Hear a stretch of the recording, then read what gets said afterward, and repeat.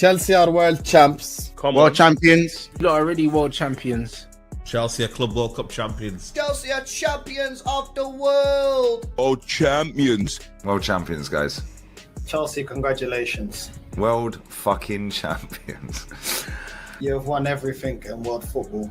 Yeah, world champions for 4 years. Everything in club football. You're the world champions. World champions. You said you are the world champions. World champions, yeah. I'm not gonna be one of them like saying, yo, like there's a Tim Pot trophy. It's a pre-season trophy, bro. It's a Club World Cup, man. See the size of that trophy, bro. Chelsea are gonna have a stamp on their chest for 4 years saying world champions. They're gonna have Club World Cup winners for 4 years. 4 fucking years saying world champions. I try to downplay it like the mad waking thing, you get me? But you comes to a point when you're like, you know what, blood, man can't even like. If they did a parade, yeah, man can't even knock it. You get me? World champions. The champions of the world. They are the Club World Champions. Chelsea are Club World Cup champions. The best team in the world is now Chelsea Football Club. Champions of the world. And Chelsea aren't world champions now. Whatever you want to say about them. They're going to be world champs for the next 4 years. I ain't gonna lie to you. I want to be there 4 years' time. World champions at Chelsea Football Club. Chelsea FC champions of the world. My name is Troops. And I am the wise man. And I would like to introduce the reigning, defending, undisputed, undefeated world champion, Carefree Lewis G.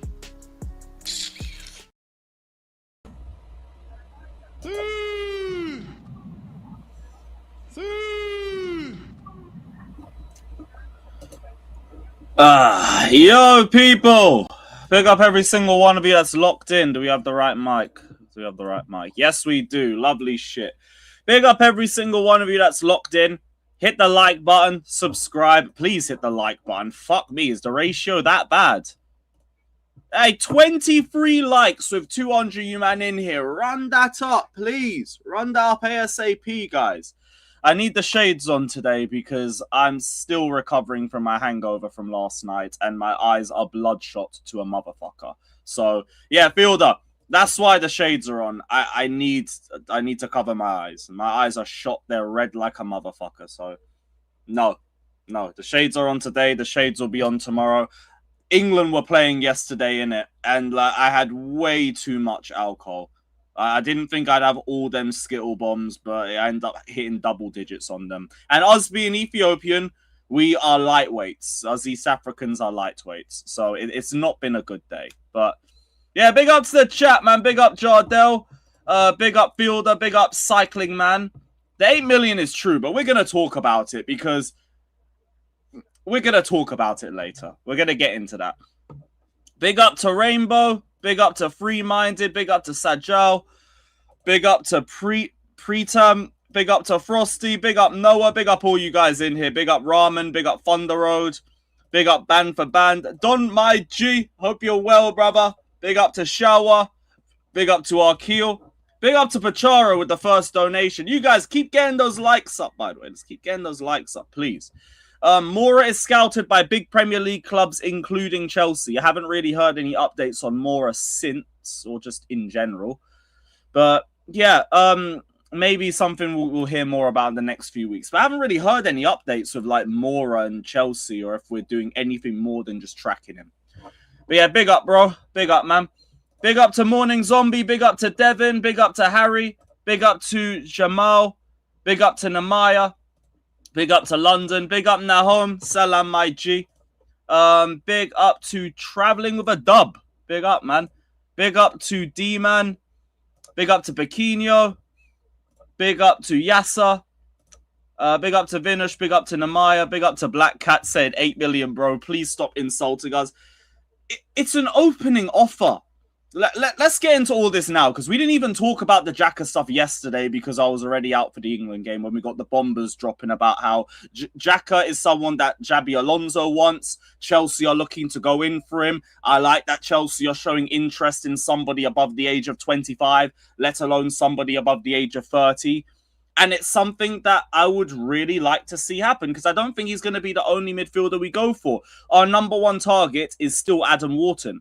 And I think the plan would be get Xhaka on the cheap now, get Enzo Fernandez sold, and then go and put the money down for Wharton, or if God willing, these Tchouaméni links that are quietly going around start to come up again, maybe him.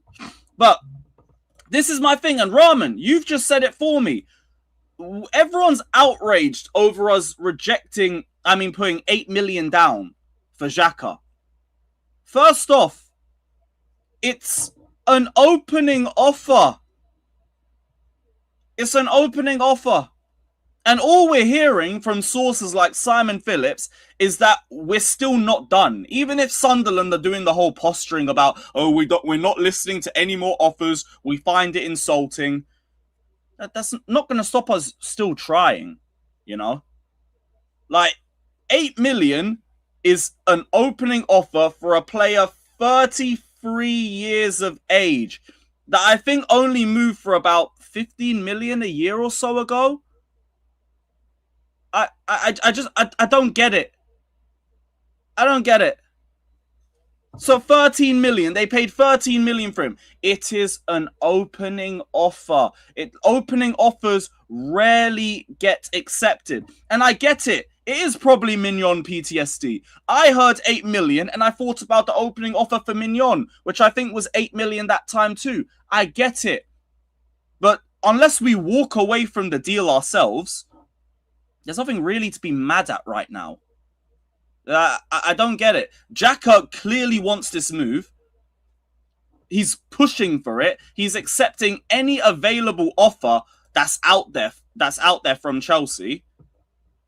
What? Are we just going to say, that's it? It's shut off. It's done now? Like, what if we had put 30 million in? I believe if we had put 30 million in, we'd be saying that we've overpaid. This is just the start. I said it's a piss take offer, but why? It's an opening bid. Opening bids rarely get accepted. Rarely. We're just saying that's done after that. And I don't get it. Even if I did some research, right? And I looked into the most expensive transfers for players aged 33 and above. Now, you've got, obviously, the stupid ones like Ronaldo, Lewandowski, and everything. But then just look at the drop-off after that. 18 million euros, that was a decade ago. 17 million, 14 million, 14 million, 12 million, 11 million, 9 million, 9 million, 9 million, 8 million. Like, again, I don't think it's that crazy, that opening bid. I really don't. Now, maybe Sunderland view him high. Well, obviously, Sunderland view him higher than that. Okay, but that's just negotiations. Yeah, look, I get that. There's no trust for Blueco. Fuck Blueco. I hear all of that. I hear all of that. 8 million isn't a crazy bid. That's not stupid. So I just think, like, look at the whole situation. A 33, 34-year-old that's probably going to be good for us for a year or two. You're going to put a low fee out and then see what you can negotiate with. Like, I don't think 8 million was going to get accepted anyway, but it opens negotiations. Brendan, it's about opening negotiations, bro. Rarely ever do you see the first bid go through. You'll obviously try to negotiate from there. I'm just saying, like, I think people are just doing too much with, like, the outcry that I've seen since the first bid got rejected. I think, like, people are just doing a bit too much on that one. And that's just my opinion on it. But Xhaka wants to move. Xhaka's pushing for the move. He's damn near begging for the move. You know what? Xhaka, I'm going to need you to start pushing a little bit more. Maybe drop a transfer request. Maybe that's going to be what it needs to take. But you shouldn't be paying high money for like a 33, 34-year-old when it's still not even our number one midfield target. Our number one midfield target is Adam Wharton. It's not Xhaka. Xhaka's another one that would come in as depth and as experience. Yeah, that's it. Like, bro, he's 33. Again, everyone who thinks there's a problem, look at this chart.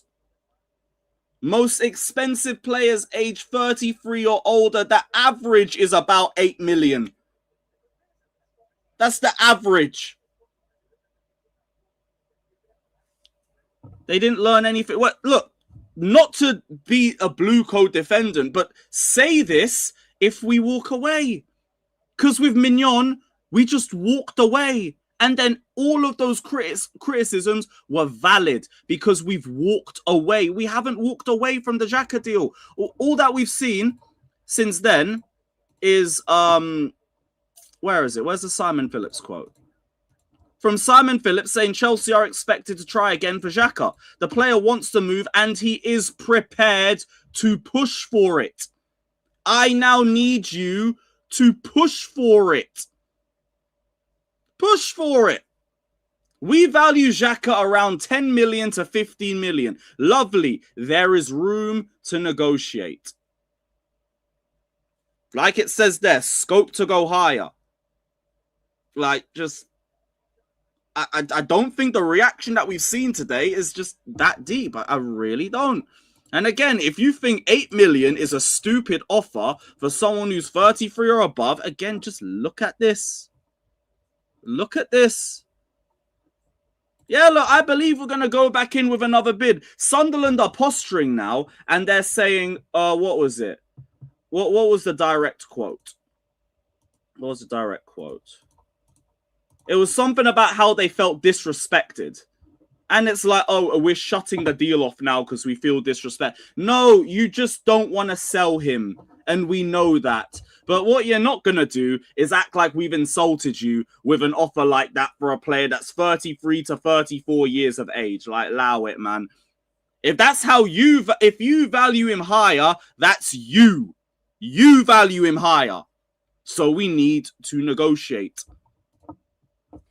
That's the thing, Gagey. Imagine we put 25, 30 million down in a period where majority of us know that we're sell to buy.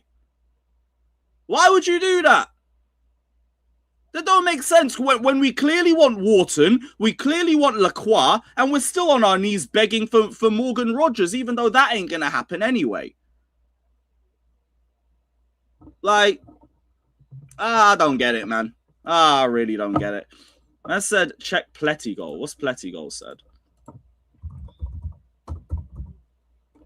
Florian Plettenberg, what's he got? New talks between Chelsea and Sunderland over Xhaka are scheduled for Monday. Oh, but I thought they blocked the contract. I thought they blocked contact. Senior executives from both clubs remain in direct contact. The deal remains difficult, but it's not off at this stage. Xhaka's position is clear. He wants to join Chelsea and work under Xabi Alonso. Full agreement on personal terms already in place as revealed. We're going to need Xhaka to start pushing a little bit more. Because ultimately, they've got a player, a key player, that does not want to be there and is carrying your armband. That's still not great optics.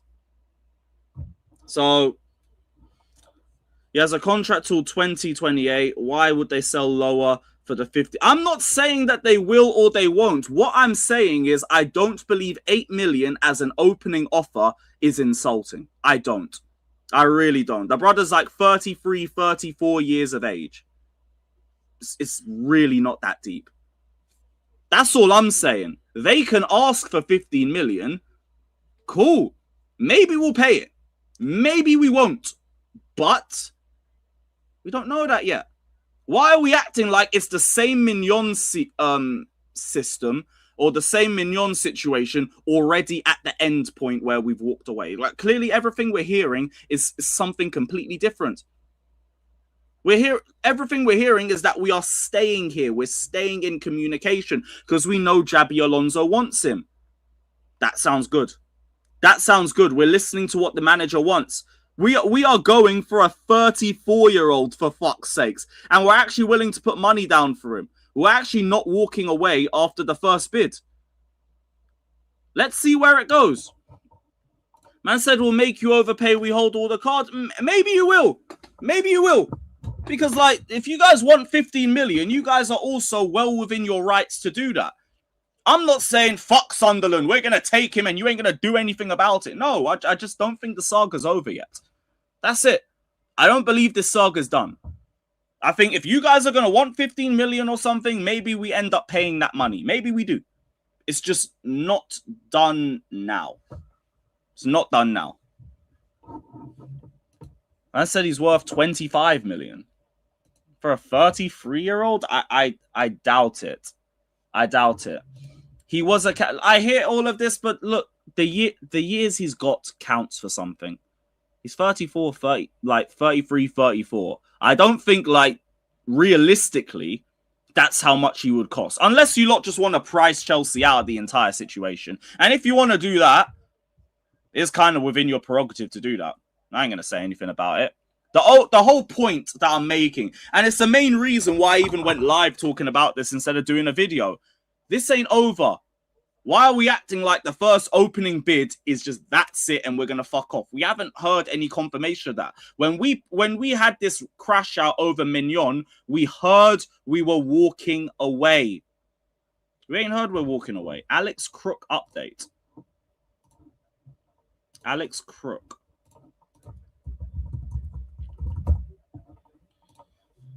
TalkSport. Oh, that's not really an update. Lacroix has been one of a number of centre-backs on a list of targets, but no bid has yet been submitted. All right, man. All right, yeah, there's just been conversations. That's all. That's all. Nothing really more than that. Yeah, look, maybe Xhaka will end up pushing his way out. Maybe. Maybe he will. I don't really know what his move's going to be because, like, Sunderland captain and all of that. How much do you want this move to London? It seems like you want it a lot, but if you want it to this point, you're going to need to go again. You're going to need to go again. You're going to need to hand in a transfer request. You're going to have to put some pressure on Sunderland. So, it's up to you. But I don't think Chelsea are done with this. Sunderland are going to posture that they're done with this, but I don't think that that's going to happen. So, yeah. Wanting a player to push for the move and then calling your own players who do that snakes are hypocritical. Well, what do you mean? Do you know who that is? That is every fan base. That is every fan base. Because every fan base would call people that push for the move and skip training snakes. But they would want their key targets to be able to make the transfers as easy and as possible for the club that they support. So, sorry, every fan base is like that. Every football fan is like that. So, and if Xhaka was to do that, he would be snaking Sunderland. He would be. I'm not a Sunderland fan. That ain't my problem. Just like Cucurella and Enzo ain't the problems for Real Madrid fans. Football fans are hypocritical. Whatever works for your club is whatever you're going to back.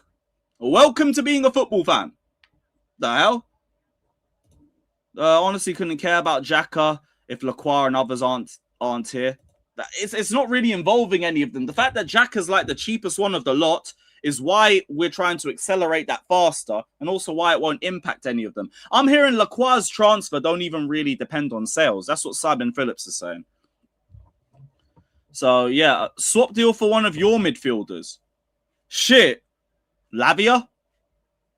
Yo, it'll be just our luck. We sell Lavia to you lot and suddenly he's fit every week. So that will be just our fucking luck. Yeah, but that's also in general. Football fans are like that. You snake us, you're a snake. But if you snake your former club to come join my club, we'll love you for it. Big up, man. Big up. That'll do.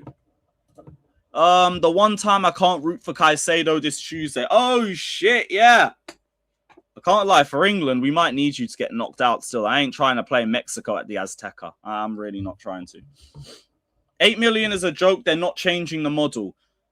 I'm not going to say that they've done it or not because like players haven't come through the door yet. Only Palestra. But We're looking at a 28-year-old left back from Rayo Vallecano. We're looking at Xhaka, and we haven't really walked away from him, in spite of the fact that the first bid has been flat out rejected. It looks like we're trying different things. Again, but I'm not going to give them the praise for it until players cross the line. Sorry, we're not doing the whole, oh, you scouted Duran, big up. No, you didn't bring him in. Same thing with Xhaka. Cool. Bring him in. But thank you, Jimmy. Thank you. Again, just one more time. One more time. Most expensive transfers for players aged 33 or older. The opening bid was 8 million. That would be the average here, and opening bids usually get rejected anyway. Calma. Until you hear that we've walked away, relax. Relax. Because he's not even our #1 midfield target. He's going to come in, and then we're going to try go for Wharton when Enzo Fernandez gets sold. So, calma. I know it. We want experience in the squad. I get it. But Xabi Alonso is pushing for him massively. If these men are listening to Xabi Alonso, they're not leaving the table. And from all we're hearing and seeing, they're not leaving the table. The reason for this is just everybody has got, what's his name? Mignon PTSD. That's it. And to a point, I get it. But once you step away from the situation and just look at everything, ain't deep, man. Ain't that deep. Big up Assad, bro. They hate Blueco so much they cry about everything. It is actually that. It is actually that. And I'm saying this as someone that's Blueco out. But because like so many people are Blueco out, will jump on anything just for the sake of the narrative. And for the most part, people are correct. But this one, nah, man. Just let it play out a bit first. Exactly. They'll want 50 million or something. I think we're going to come back again for him until I hear otherwise. We will wait and see. Big up Abdias for joining the membership. Oh, you've been a member for 2 years about joining the membership. Fuck. Big up, though, man. God bless you. Appreciate that every single time, bro. You lot pay 30 to 50 million for bench players. Where is that Ukraine winger? Xhaka is worth a lot. But you know what the model is that they're trying to sell with that. The younger players have constant resale value, so they're going to demand a relatively high fee. Xhaka does not have resale value because he's 33 years of age. Again, please look at the chart. It's right here. The evidence is right in front of you. The older you get, the lower your transfer valuation is in the market. It is just as simple as that. Exactly, Jimmy, man. Exactly, Jimmy. Same thing for you, Reaper. You get this ain't the thing to be mad about. Big up Wayne as well, brother. Big up. Mate, expressions on... What? Expressions on TNA? What, was he AJ's manager or something? Big up Wayne, first off that. Love to you every single time. But, yo, if that's true, that's about fucking time. Expressions is a WWE manager in the making, man. That's the first step for him. So I'm really happy for him if that's the case. I said he was on TNA. Fucking hell. Mad. Man said you don't need players for resale. No, you're not getting the point, brother. It's not about buying them to sell them on. I mean, the valuation is always going to be low for a player above their 30s because of that fact alone. That's not just a Chelsea thing. That's just the way players are valued in the world. That's it. That's it. He's fucking 33, 34, and he's actively trying to leave the club for us. Why would it be a massive transfer fee? Why? It factually doesn't make sense. And if we were to put a big transfer fee, people would be complaining that we put a big transfer fee on a 33-year-old that's got 2 years left on his contract. People would still be complaining.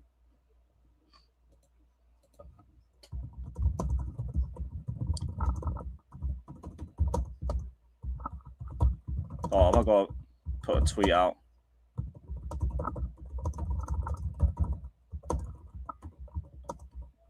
This was well overdue. Yeah, I've just seen it. Thank you, bro. Oh, big up for X, man. Yeah, really happy for him, man. Man's living the fucking dream. How much would you be willing to go up to? I think it would be about 15 million. It would seem to be around that. I think. Yeah, he said he'd take any contract available. I'm using that to my advantage. Now, I need you to hand in a transfer request, bro. Make sure Sunderland know this is over. Tell Sunderland, look, big up, man. I've helped you get into the Europa League. I've done my job for you. Look, now I respectfully would like to leave and go back to London. I'm going to hand in a transfer request. I'm going to need you to do that. Help us out a little bit more, bro. But yeah, that's just it. Like, I really don't get the level of outrage I've seen tonight solely off that 8 million bids. I don't get it. Yeah, cool. Give them their money back. Cool, but it will get done. It will get done. Thoughts on Chavaria interest? Yeah, look, I've done a bit of research into this guy. I've had a little bit of time to look into him. And he just sounds like a left-back gusto, I'll be so real. Now, look, he sounds like he's got a good engine and everything, but doesn't sound consistent. And honestly, like, if you're buying him, the first thing I'm thinking is, what is the point of Valentin Barco? We've already got, like, how many midfielders, and you're trying to buy Xhaka and Wharton on top. And now you're going to buy left-back, Hatter, you're going to buy left-back depth. Like, huh? Huh? Yeah, bro, Brendan, like, from what I read, the guy just sounded a bit mid. High volume crosser, but apparently isn't consistent. Apparently rushes his actions sometimes in the final third. Isn't really the best aerially. Can struggle against more physical players. Apparently isn't very press resistant, but he's got a good engine. He's always running, can carry the ball, and makes intelligent runs. And he uses pace well in defensive scenarios. It just sounds like left-back gusto. But again, I've never watched this guy. So please don't take the words I'm saying as gospel when it comes to this guy. I didn't even know who he was till a few hours ago. I'll keep it straight with you guys. But cool, you're here. You're here. But I don't think he'll go any further than this. And like, if you do get him, again, what is the point of Barco? Why is he here? You got bare midfield depth. You now got bare left back depth. That's both his positions. So yeah, I believe we get them all wrong, man. I spent the whole of last year saying we're in a title race. The fuck, like, we all get things wrong. Well, welcome to the world of talking about football, innit? But yeah, look, I don't know anything about that, brother. That's a name out of nowhere. But we're linked with a 28-year-old. That sounds good. But just like being linked with players of like a normal age and not just children all the fucking time. Big up, Noir, man. Big up, brother. Always good to see you, bro. Yes. Although I did think if you weren't going to give him the title then what the fuck? When are you going to do it? World chat. Yes, bro. I genuinely think, like, even if we had just gone into next season with the same squad we had from last season, with one game a week and Jabi Alonso, you're getting back into the Champions League. That's our cap. That's our cap. The cap of this squad is a Champions League place. I'm not thinking about that though. With one game a week, I'm trying to see this team go up in a title contention race. So if you're not building for that, I just don't really care. I don't really care. We'll get back into the Champions League, but it's 5 years under Clear Lake. Sorry, that don't move me, bro. That just don't move me. I need the title race. Oh yeah, you seen that, bro. Liverpool got rejected again. Hold that. Hold that. Sorry, Cyber. Big up for joining the membership as well, man. Yeah, you're going to have to hold that still, but big up for the membership. Big up to the gift as well. If you got the gift from him, give thanks. Give thanks to Sai. Ben Jacobs tweet. All right, cool. Give me a second. I'm going to drop the link in a little second as well, just for everyone who's about. Ben Jacobs. Not Ben Jacobs tweet. There isn't a Ben Jacobs tweet.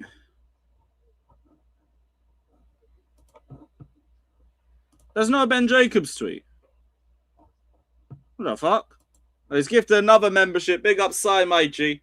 Big up, brother. Make sure you give thanks to him as well if you guys haven't done so already. Big up, Sai, man. Right, next topic. This one we're just going to skim through quickly, because if you guys have been following the content on the channel, this shouldn't be any real surprise to you. Because we told you a week or two ago that Malo Gusto has been talking with Man City. Well, Malo Gusto's agent has been talking with Man City for the best part of a week or two. City have interest in him. They want depth at right back for Mateus Nunes. Big up, Si, for the other 2 membership, brother. God bless you, man. God bless you every single time. And yeah, this looks like it really could be happening. I can't really believe it, but hey, Maresca might need somebody that understands his system, and Gusto played the most positions in Maresca's system. I just don't believe it will go for anything near 75 million. Now, even the 75 million, I think, is a bit of posturing. They're asking for 75 million so they can take 50 million or something close to that. Because who in their right mind is paying 75 million for this fucking bum? Nobody's doing it. Nobody's doing this. So he'll probably end up in Man City. I can't believe it.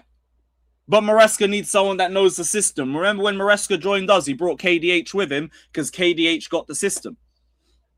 Maybe he needs Malo Gusto for that exact same reason. But, yo, Maresca, please. Please. I couldn't thank you enough if you take Gusto off our hands. I cannot be arsed with another year of this bum. So go take him, man. 1 good season, 2 shit ones. Off you fuck.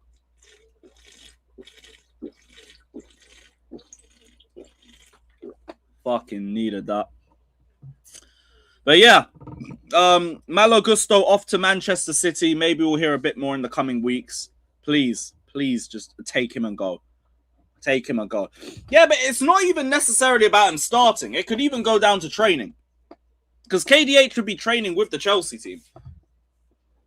And I think that's where, like, maybe you could be able to help the other players understand the system a bit more in training games. Look, I don't think Delap knew the system. I don't think he knew the system like that one still. Sorry, I can't even run that gimmick. Yeah, look, big up for the first season, but we didn't win anything. We didn't win anything, man. City buying mid, that's your only hope from two. Bro, City can go again next season with or without a Malo Gusto, bro. Elliot Anderson and Rodri midfield, and you're going to start turning your nose at that. All right, man. All right, bro. Don't worry, you man stick to just wanting to maintain for next season. You're all good, bro. Calm. Is there any other stuff that we got? Trevor Chalobah. So for Trevor Chalobah, we are asking for 30 million plus 5 in add-ons. Como are interested. Inter Milan are interested. So are Crystal Palace. Crystal Palace are also interested. And that might also come into the Lacroix deal. Or possibly even Adam Wharton, because a ton of players are being spoken about in that. They've got interest in Josh Achimpong. They've got interest in Chalobah. They've got interest in Liam Delap. So you could see somebody else going over towards Crystal Palace as well. Maybe in a separate deal, but you could easily see it happening. Achimpong is apparently not for sale, seen as one of the untouchables in the squad. But Josh is unhappy with his game time and isn't content at the club, and his family aren't happy with his minutes either. So Chelsea officials and a lot of people close to the player have had their own fallouts, and there's tension and a hostile situation surrounding Achimpong. So maybe his stance of being untouchable could end up changing just for the fact that it's starting to look untenable on both sides. And if that was to happen and Crystal Palace come in, maybe you see Crystal Palace taking Josh. And I can't be mad with him for it. We haven't given him any minutes in 2 seasons, and we now have 1 game a week. So you're probably not going to get minutes this season either. Might as well. If him going ends up getting us Lacroix across the line, just... It is what it is. That's going to be a great talent. Great talent, but... we haven't utilized him enough. He could have got so many minutes last season. We never utilized it. But on Lacroix as well, obviously personal terms are no issue. Chelsea just need to agree the fee with Palace. And What else? We also want to sign Adam Wharton this summer, but we are trying to sign Lacroix regardless of any other deals. It is not dependent on any other deals going through. But Palace have just named a few players from Chelsea that they like. Disasi is also on that list. Disasi is also there. Apparently, Palace are looking for around 55 to 60 million for him. Chelsea have offered around 40 to 50. But the expectation is the fee is going to be agreed relatively soon. So we should have a good update on Lacroix, maybe within the next week or two. Maybe. Yo, don't even get me started, bruv. The man's got fucking extensions like gal. All right, man. Great. My left winger wears extensions. Cool. Cool, man. Okay. Like, a Garnacho, like, the braids don't even make him look worse. I don't want to look at Garnacho with or without the braids. Fuck off, bruv. Fuck all of that. Fuck all of that shit. But, yeah, like, there's nothing really... Like, all that Xhaka stuff, nothing really to be mad about. And, yeah, everything else is relatively irrelevant. So let me throw this link out quickly. I'm going to see who's about. And, yeah, big up every single one of you that's locked in. You already know what it is. Hit the likes, subscribe. Let's see who's about. I said Liverpool might hijack Lacroix. Really? Well, who's reported that? Has there even been a report about Liverpool? And personally, like, if it's Liverpool, big fucking whoop, man. Them cucks. They get rejected by everybody. I wouldn't mind Liverpool having interest just so we can reject them again, too. It will be fucking hilarious. Now, if you had told me, like, a Man United or something like that, then I might think, oh, shit. Because Man United always have pull. That man could be in the Championship and have pull. Liverpool, they'll be league champions and, like, still struggle. That man will still have their own fucking bullshit. Man said cultural appropriation. Fair fucks, man. All right, Daniel, what you put in the chat? Big up Daniel as well, bro. I hope you're well. Hope you're well, my G. Ooh, okay. So yeah, I think that's meant to be one of the Sunderland briefs. What has been said here? Sunderland maintain Xhaka is not for sale, having rejected Chelsea's 8 million offer for the midfielder. Chelsea do not want to sell their captain and are under no financial pressure to do so. However, Sunderland are aware that Xhaka wants to play for Xabi Alonso again, where they won the Bundesliga title at Leverkusen. Chelsea think 8 million is a fair value for a player who will be 34 in September. He has 2 years left on his contract at the Stadium of Light. We need Xhaka to start pushing it a little bit. And like Loki, I think he will if he's jumped at the chance like this. Because Sunderland, like, if you're worried about like how Sunderland fans feel, I feel like we've kind of already got that point with just how quickly their club captain has jumped at the chance to join us, even though Sunderland finished above us and Sunderland are in Europe, whereas we're not. And he's got a chance to win them their first European trophy and become a legend in the eyes of Sunderland fans. But you don't really care about that because Chelsea. Chance to move to London, chance to play for Chelsea, chance to play for the world champions. That's still got some sort of pull. You just have to keep trying. Just keep trying. Go in again. You are going to go in again. So it's all a waiting game. It's really all just a waiting game. There was a bit more on front of shirt sponsors, but I know I don't think anybody really wants to talk about this because it's just a bit of a headache. But we have finally lowered our asking price. So you know what?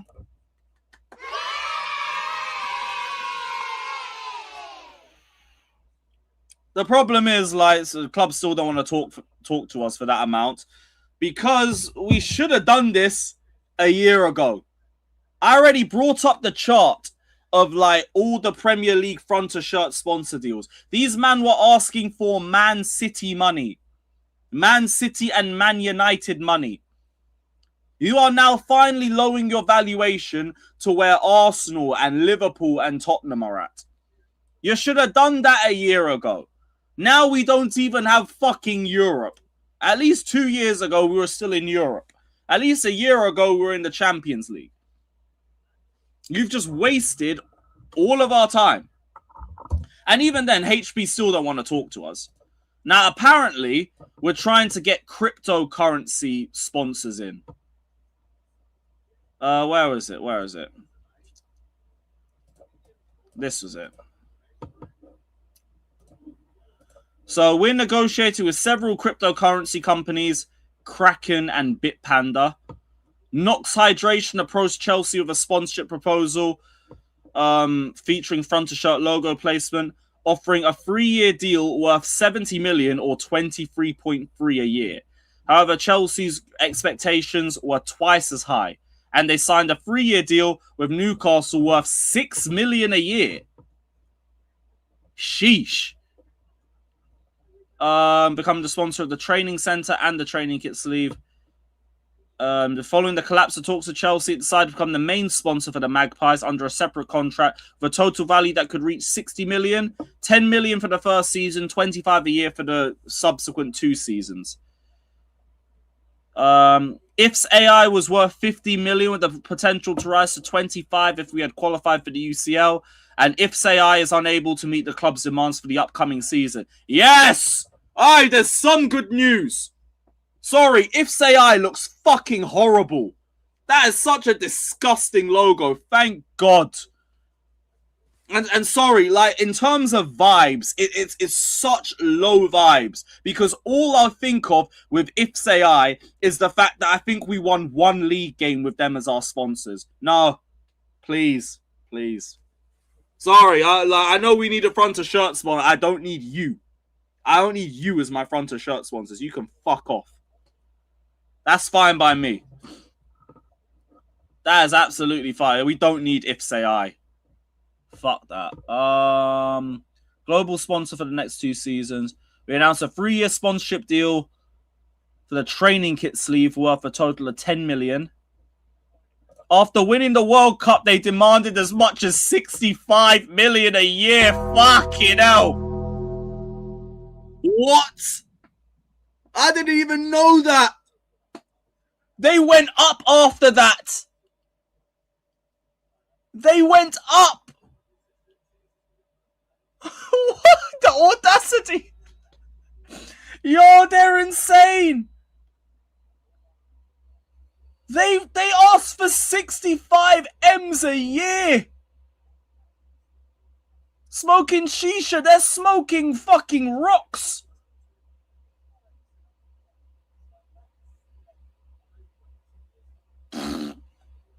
I can't believe it, man.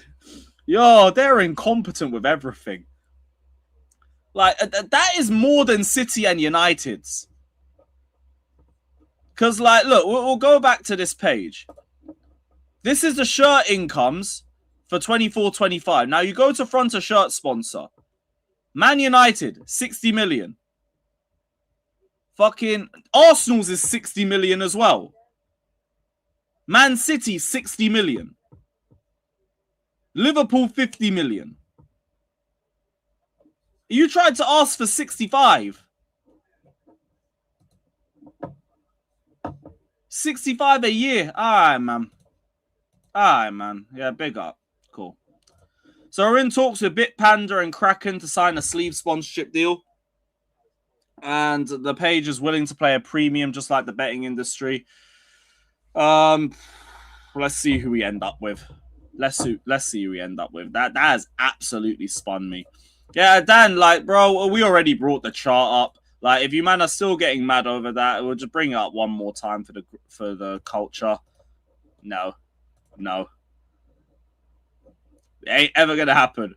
Man said, for fuck's sake, say hi. Yo, what a slander name. I can't believe I nearly missed that. Wow. Hey, I'm stealing that. That is fucking phenomenal, bruv.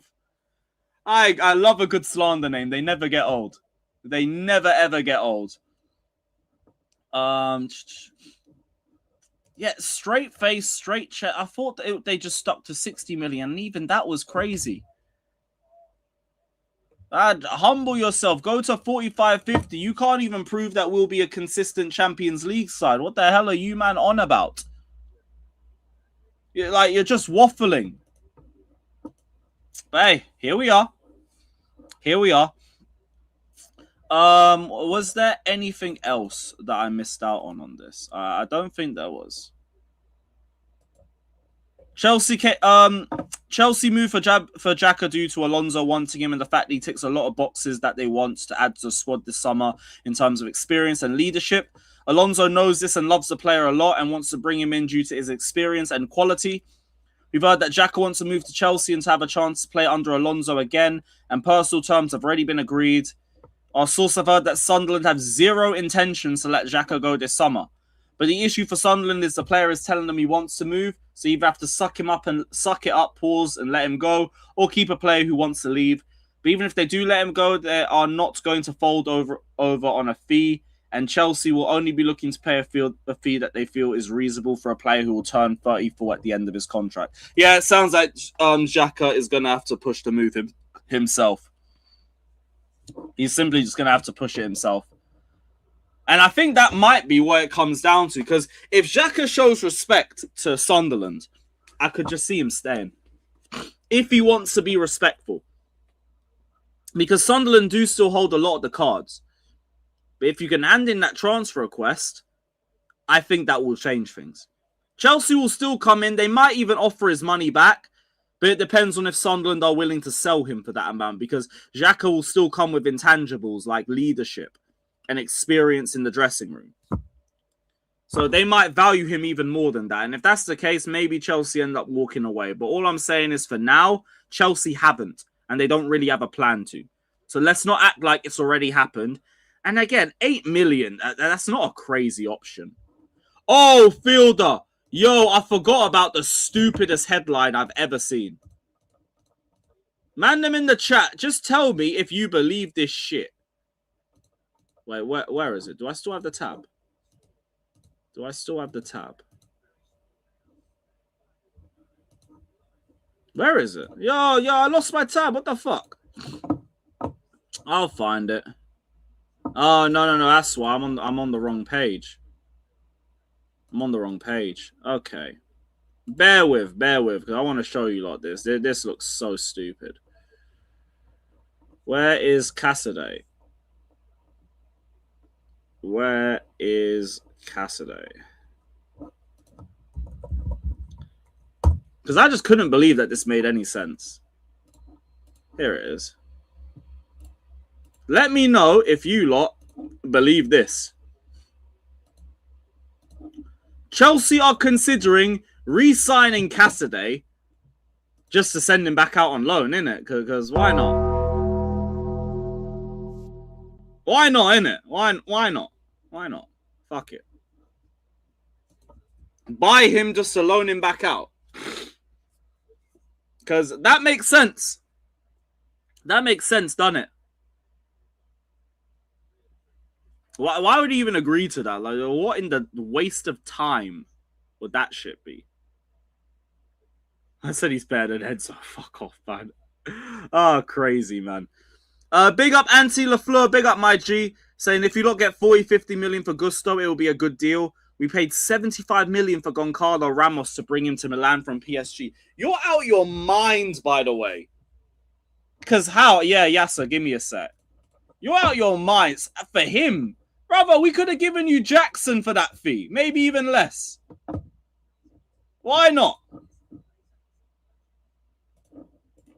Oh, that's why. I put in the wrong chat. I'm so stupid. I'm so fucking stupid, bro.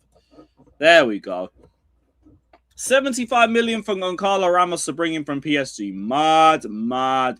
I didn't even think Serie A clubs had money like that. Yo, big up, man. Big up Sky Knight.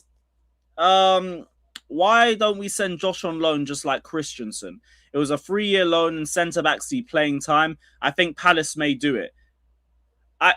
Maybe for a different club, but I don't think they would take Achimpong on a dry loan. I think they'd want it with an option or an obligation or something that they could have long-term. So I don't mind loaning him. We should have just done that last year if we weren't going to give him the minutes that he's got now. But we've wasted too much time. We've wasted way too much time on him. So just go, like, develop, because clearly it's just becoming more and more toxic behind the scenes. What are you saying, Yasser, bro? Listen, I'm good, bro. You know, I'm good. I just saw some of the news the other day, and I was like, yeah, it is what it is. Bro, Which one specifically? Which one? I think it's more the Cassidy one, isn't it? The Gusto one is another one, but then I don't mind him if he goes because it's like you kind of know already. He struggled on the Maresca for a bit, so we don't. And I don't know how he's going to be able to get rid of the falling asleep at the back post. I don't know how that's going to work for him, but that's just the two things. And what's the other brother? The Xhaka one. I kind of get why some people are not necessarily upset here, but they're having the little meltdown about the 8 million. But bro, it's like negotiating when you buy a car, bro. You just go low. You know what I'm saying? You bid the lowest you can. You borderline disrespectful, not too disrespectful that the guy walks away. You get it? And then you build up from there. That's how you can walk away and say, you know what? No, but the man was saying like this fee was disrespectful. I don't even think this one was. I can't lie though. I didn't expect him to bid 8 because I never done research to see like what's it called to see how much players have gone for in the past at his age. Yeah, I kind of when I saw it on your, I do know he's on. I think he just got 2 years left on his contract. Yeah, so that kind of makes sense as well. Like if you combine his age and how long he got on his contract, I kind of see why the club's offering 8 million. Yeah, and on top of that, it's Sunderland, so they're looking at it like, you know what, whatever. But then again, I'm pretty sure he's their captain. Yeah, he's like, I get the intangibles, and like Sunderland might view him higher than that. But if you just look at it in the state of like the football market right now, that is a 10 to 15 million pound player, if not even less, like depending on what the contract situation would be. But that's the valuation for him. 15 million would be probably the end result, but even then, that's an under 10 million difference. How can that be insulting? I think this fan base has got a ton of Mignon PTSD, which is understandable, and obviously there's no faith in Blueco. But they've also just run with the Sunderland briefs. The Sunderland briefs have called it disrespectful. And now everyone, and like that includes rival fans too, are following the same narrative. But ultimately, it's a 33-year-old that's 34 in September that actively wants to leave. He's told us he's accepting any offer on the table from us. It could be a penny a month. He'd be like, yeah, cool. It's got to be something cheap. You don't want to be there. And he's old. Hey, dude, that's what I'm saying. He doesn't want to be there. That, you know what it is, yeah? That's like even us knowing, like even if you reverse the thing, Lewis, yeah, and think of it like in the Enzo Fernandez case, yeah, forget that he's got a long contract. But when you know a player wants to leave, it gives you more of an advantage where you can say, I can lowball the offer because the player don't want to be there in the first place. They might even try to get rid of him. Essentially, at some point, it's going to be like, you know what? Let's just get rid of him because it's just, you don't want to leave someone that doesn't want to be there around. So you know you can get the player for a bit less. Do you get what I'm saying? Yeah. So it's like, which is one of the reasons why clubs and that don't like when players go out and say, I want to leave and because then they know that you're also messing with the price. You know what I mean? You're messing with the price and everything. So for me, it caught me kind of off guard, didn't it? Because I think you've said the same thing as well. Yeah, it's more of a, they said they're gonna change, but we kind of have to. I said I'm gonna have to see what they do in it along the way, kind of thing. So I didn't know that they were gonna go straight for 34-year-old or 33 years old. You know what I'm saying? That's straight to the other side of the spectrum. But even then, it's just overall like the transfers that we're linked to. Like Lacroix, I think 26 years old. There's that Rayo Vallecano left back that we're looking at. He's 28 years old. Xhaka, 34 years old. That's like that's free transfer we're looking at. That's above the age of what we're usually used to. But that's what I'm saying. It's above the age, and on top of that, it is something we needed, isn't it? In some ways, yeah. When it comes to whether it's mentality, whether it's with leadership, you know what I'm saying? Like this is obviously him playing on the Xabi Alonso helps, and I think I forgot who said it. I said it yesterday on the video when I done it. Yeah, it's like the KDH thing. He knows this system and that, so it's easier for people to, you know, he can be an example. The only difference is we never really saw KDH play for us. You know, nah. You know, so I don't know if it's gonna be a training thing, but at the end of the day, it's just one of those for me, isn't it? Now he's gonna have to bring something, whether it's off the pitch in terms of behind the scenes and to training, being around the people or whatever it is, and on the pitch, and we'll have to see what his role is going to be like. And I think for that kind of player, yeah, you're not going to spend 20 million or 30 million like some people are talking about. Do you know what I'm saying? I think I saw the first price at 30, and then I was thinking, you could probably get him for 20. But then if you know what would happen if we had spent 30 or 25 million, like some people are saying he's worth, that we should have just put on the table, yeah. Then they would have said, "Oh, we got our pants pulled down." But if you do it the other way, you're underpaying. You know what I'm saying? So there's no. We still got time in the transfer window to negotiate this, and sometimes you can even leave. You can even leave leave something and then go and pursue it in the deadline day. You know what I'm saying? Like a stressful thing last minute. Because that's how it is in football business. If it doesn't work out now, they might still, you know what I'm saying? They might still spin the block and try to grab you at the last minute. So like, it's very unpredictable. But we'll have to see what they want to do. Do you know what I'm saying? Like, as long as we get the main players that we need. Like these kind of players like Xhaka are the ones that kind of are the additional things in it they get here and there. And I think that's why some people are upset, yeah, because they feel like they want to go get the big transfers first and then get the other ones that you don't really care as much about later. But I think with the World Cup right now, it's one of those situations where you can't really get much because a lot of clubs don't even want to sell their players right now because they're worried about the player's value going up and then underselling the player. But also for us, for the most part, we're sell to buy. That's why we gotta be a bit. There we go. We gotta be a bit more patient this summer because, like, for the bigger transfers, we're here in Lacroix. We don't have to wait for sales for. Xhaka, you probably don't have to wait for sales for. Yeah. Wharton, you have to wait for Enzo to leave. The whole left wing situation we haven't even addressed yet, and I think that's because we still have to wait for sales. But no one's coming in for them yet, so we have to be relatively patient on a lot of the later transfers. And I think some of the players that we want to get rid of, whether it's Garnacho and all these other players, I think some teams might end up going in for them if they can't get their main targets. So like it's one of those where, you know what I'm saying? It's like we might see a lot of things happening towards the end of the transfer window. I don't see anything happening right now. Obviously, the Lacroix thing, I read somewhere it's going to be 47 million, but you got to wait and see what it's confirmed. Because we saw what happened with the Fabrizio thing on there when what's his name? Anderson signed. There was like 2 different fees, bro. You get me? So you never know, innit? But I think I would be happy with the Lacroix signing. It's someone we needed. Then he's got Premier experience. Do you know what I'm saying? And we keep hearing something about the partnership, a partner for Colwell.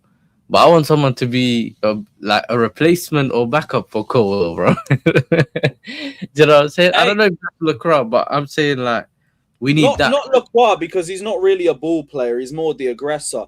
But it sounds like it might be Ramon, the guy from Como, because we're linked with 2 centre backs and. From all I'm reading about Jacobo Ramon, he sounds like that guy, centre back, ball player, but he comes with the aerial threat as well because he's 6'5". He's meant to be a good duel winner. So maybe you're looking at Ramon being the backup or like competition for him. Yeah, and obviously they said something about Badiashile being what did they say about Badiashile? He's reaching his targets or something. Development player. That's what I read the other day.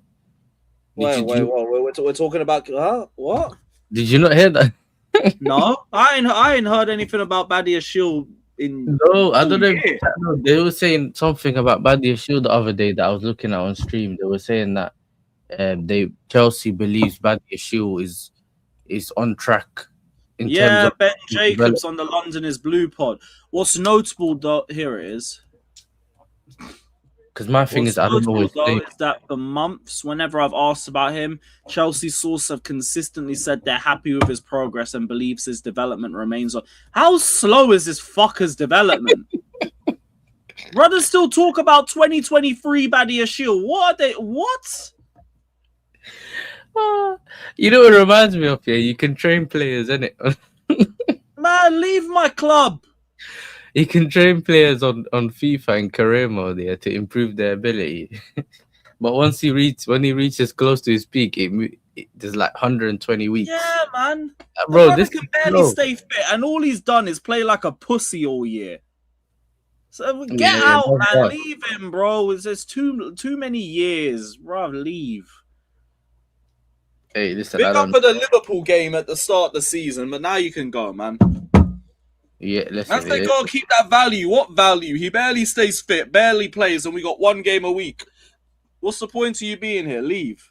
No, I think he means with the when he says value, I think he means that they have to make it sound like he's all good, innit? So in case they want to sell him. I get you. I get you, brother. What a waster. Waste of time, waste of potential. Big up Maldini, bruv. But yeah, I didn't know nothing about that. Say that again, bro. What's his name? Gali said he reached his 77 overall potential. Oh, fucking facts, bro. Big up the chat, man. But yeah, I think this is the thing, bro. Like some of the things you're hearing, you're like, oh, we're back to just being stupid again. And then there's certain things you're hearing, and we don't know whether we're just messing about with the market. Because, you know, we always do that thing where what they're doing now with Badiashile saying, oh, he's okay, he's doing well, he's doing all right. Do you know what I mean? It's like, we don't know if they're doing that to sell the player or keep his value, like someone said in the chat. Yeah, because they're trying to sell him behind the scenes, or they're just doing it. Because remember, we've always done the briefs thing. Do you know what I'm saying? We've been seeing the briefs thing. So, I don't know. The mad thing is, this is all euros. Half of these men fall into and the 9. Average is about 8 million. Hold on. Look, you got Ronaldo, Lewandowski, and then it just drops to 17 million and lower. Henderson, I think, is the most expensive over 33 transfer. £13 million. Yeah, this ain't a Mignon situation because we haven't walked away yet. We're saying that we're still negotiating. Just patience. 8 million is not a dumb feat. My this thing chart only proves it. You know what is my thing, Lewis? Yeah, I'll do the head loss thing when it's confirmed that the guy that we've walked away. That's my thing. Because my thing is, yeah, what's the point of me screaming and shouting and then we end up getting it? Even then, for me, like, I don't even think I would have that much head loss about it, just because we keep hearing that the number 1 target's Wharton and we're going to make a move for him after the Enzo situation. It's not like he's our main target. Yeah, so I like the experience that comes with it. Yeah. Surely you could still find depth with experience at a relatively cheap fee somewhere else in the market. It's not like he hasn't played a lot in the Prem anyway. It's not like he's coming from, I don't know, like League One and he's trying to start him. He's 34. Like, you know what I'm saying? Like, he's going to be there on some depth minutes thing because the plan would be to have Wharton and Caicedo in the midfield. It's like, just cool. If you're not going to get him, go get me someone else with experience, because now you're showing me that you're willing to go for experience. You're willing to go and buy a player solely for the fact that it brings experience into the team. Cool. There's got to be someone else out there. Maybe I can't think of one on the top of my head, but like research, there's got to be other options out there. And like Jabi Alonso's pushing so heavily for this, I don't really see us walking away like that. We need Xhaka to make it difficult for them. As much as like it's peaked from a Sunderland fan's perspective, I get it. We're not Sunderland fans. I'm sorry. Yeah, but you're gonna look at how you can benefit. As bad as it sounds, as selfish as it sounds, yeah. You're looking at it thinking, how can I get this player here right now? You know what I'm saying? And that when we're talking about the whole negotiating bit, we need Xhaka to do that to make it easier for us to make sure that he comes in. Do you get what I'm saying? So we're looking at it from a Chelsea perspective. Once you start looking at it from a general or Sunderland perspective, it looks bad, doesn't it? That's usually how it is. And I think you said that earlier, bro. Everyone wants their club to rob another player or get a player and snatch him, whatever you want to call it. Yeah, we all want our clubs to do that, but when it happens to you, you don't like it. I'll get Sunderland fans could call him a rat for all of it. I'm not going to say anything about it. I get it, but just don't impact me. Like the man I'm going to call Cucurella and Enzo snakes, that don't impact Madrid. They don't give a shit. Yeah, exactly. But that's what I'm saying. He's got what? They're saying he got 3 reasons he wants to come to Chelsea. Xabi Alonso's there and he wants to come back to London. I'm like, brother, just bro. Sunderland's far, bro. You know Yeah, how much you want to move to London? Your wife and your kids are begging for it, so like you better be pushing for it too. Hand in that transfer request. Maybe you might have to skip training a day or two. You're gonna have to. Maybe you really have to burn the bridge like that. It's what it is. You're gonna make a new fan base. Okay, you've been booed before. Right. Listen, if it benefits Chelsea, we don't care. You know what I'm saying? If it benefits Chelsea, we don't care. That's the underlying point, bro. Like, and we all hypocrites. We all hypocrites, man. It is what it is. You just have to firm that one.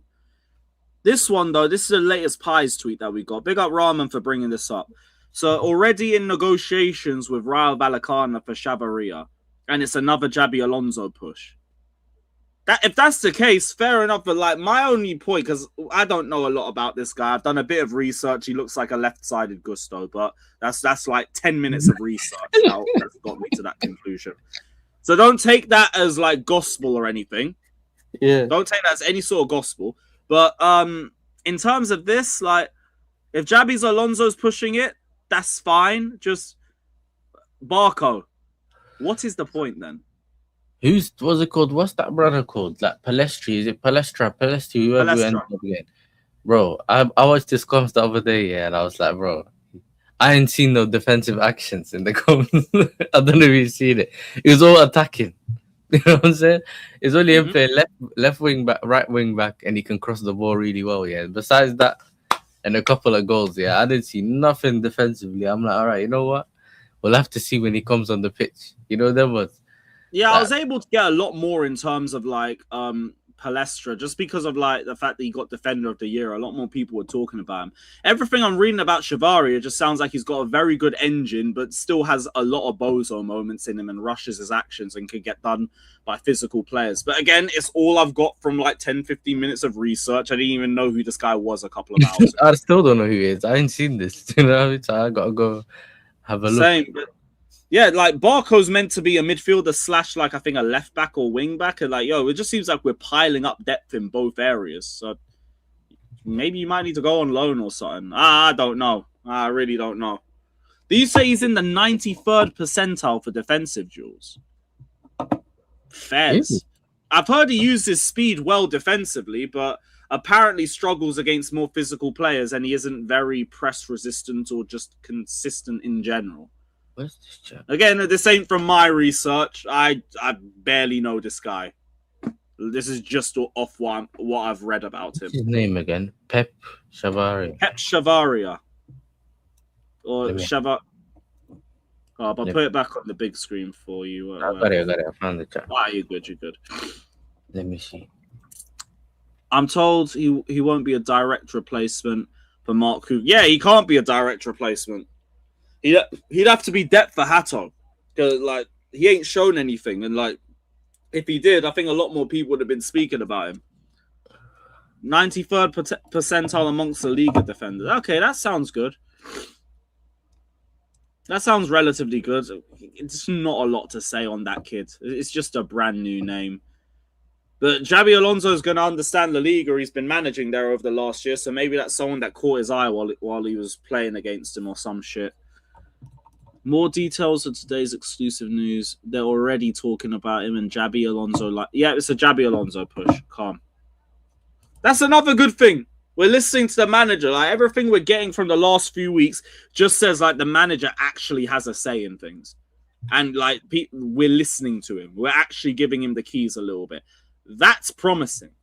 That does sound promising. Where it leads to, I don't know, because like I only want to like praise absolutes right now, not like theories. But it does look like we're listening to the manager. Maybe we'll see what happens over the next coming weeks, but Lacroix looks to be coming through. We're getting Palestra. We got Palestra off the manager's push. We could be getting Xhaka off the manager's push. This Chavarria guy is off the manager's push. Sounds decent. But we need to just get the players through the door. That's the only thing I genuinely want to praise for now. because I don't like praising people for praising Blue Code for things that haven't been completed yet.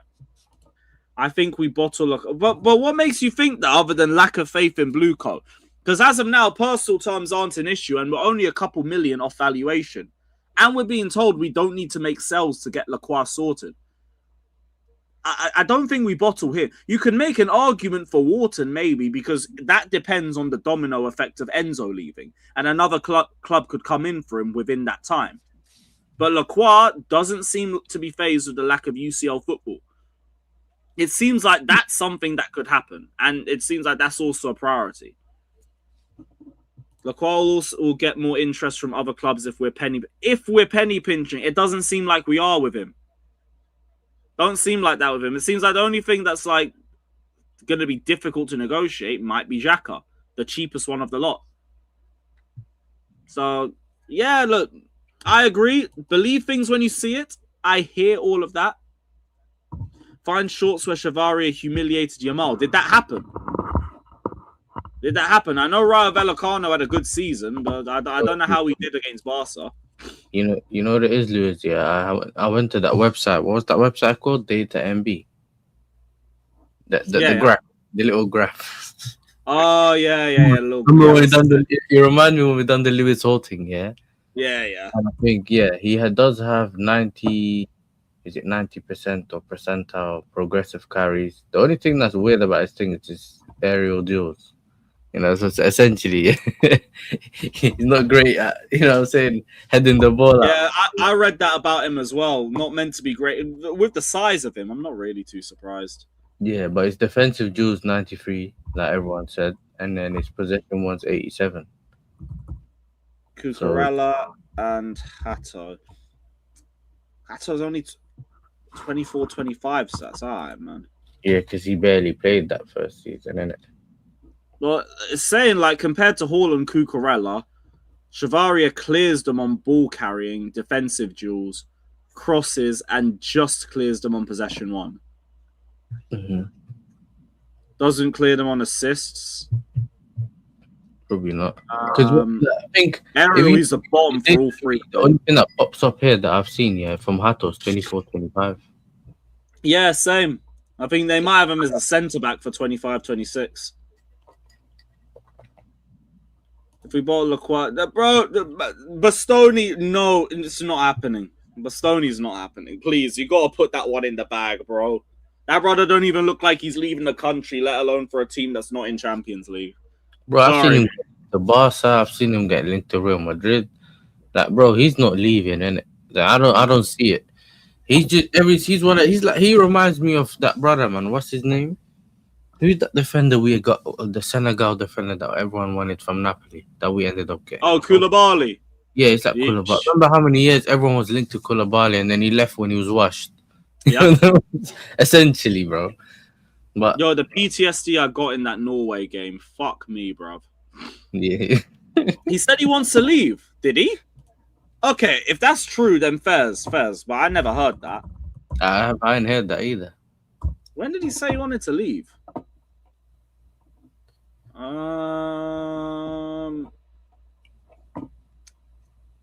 He's May 27th. Marotta says Bastoni is never asked to leave. He's so happy and we're not a selling club.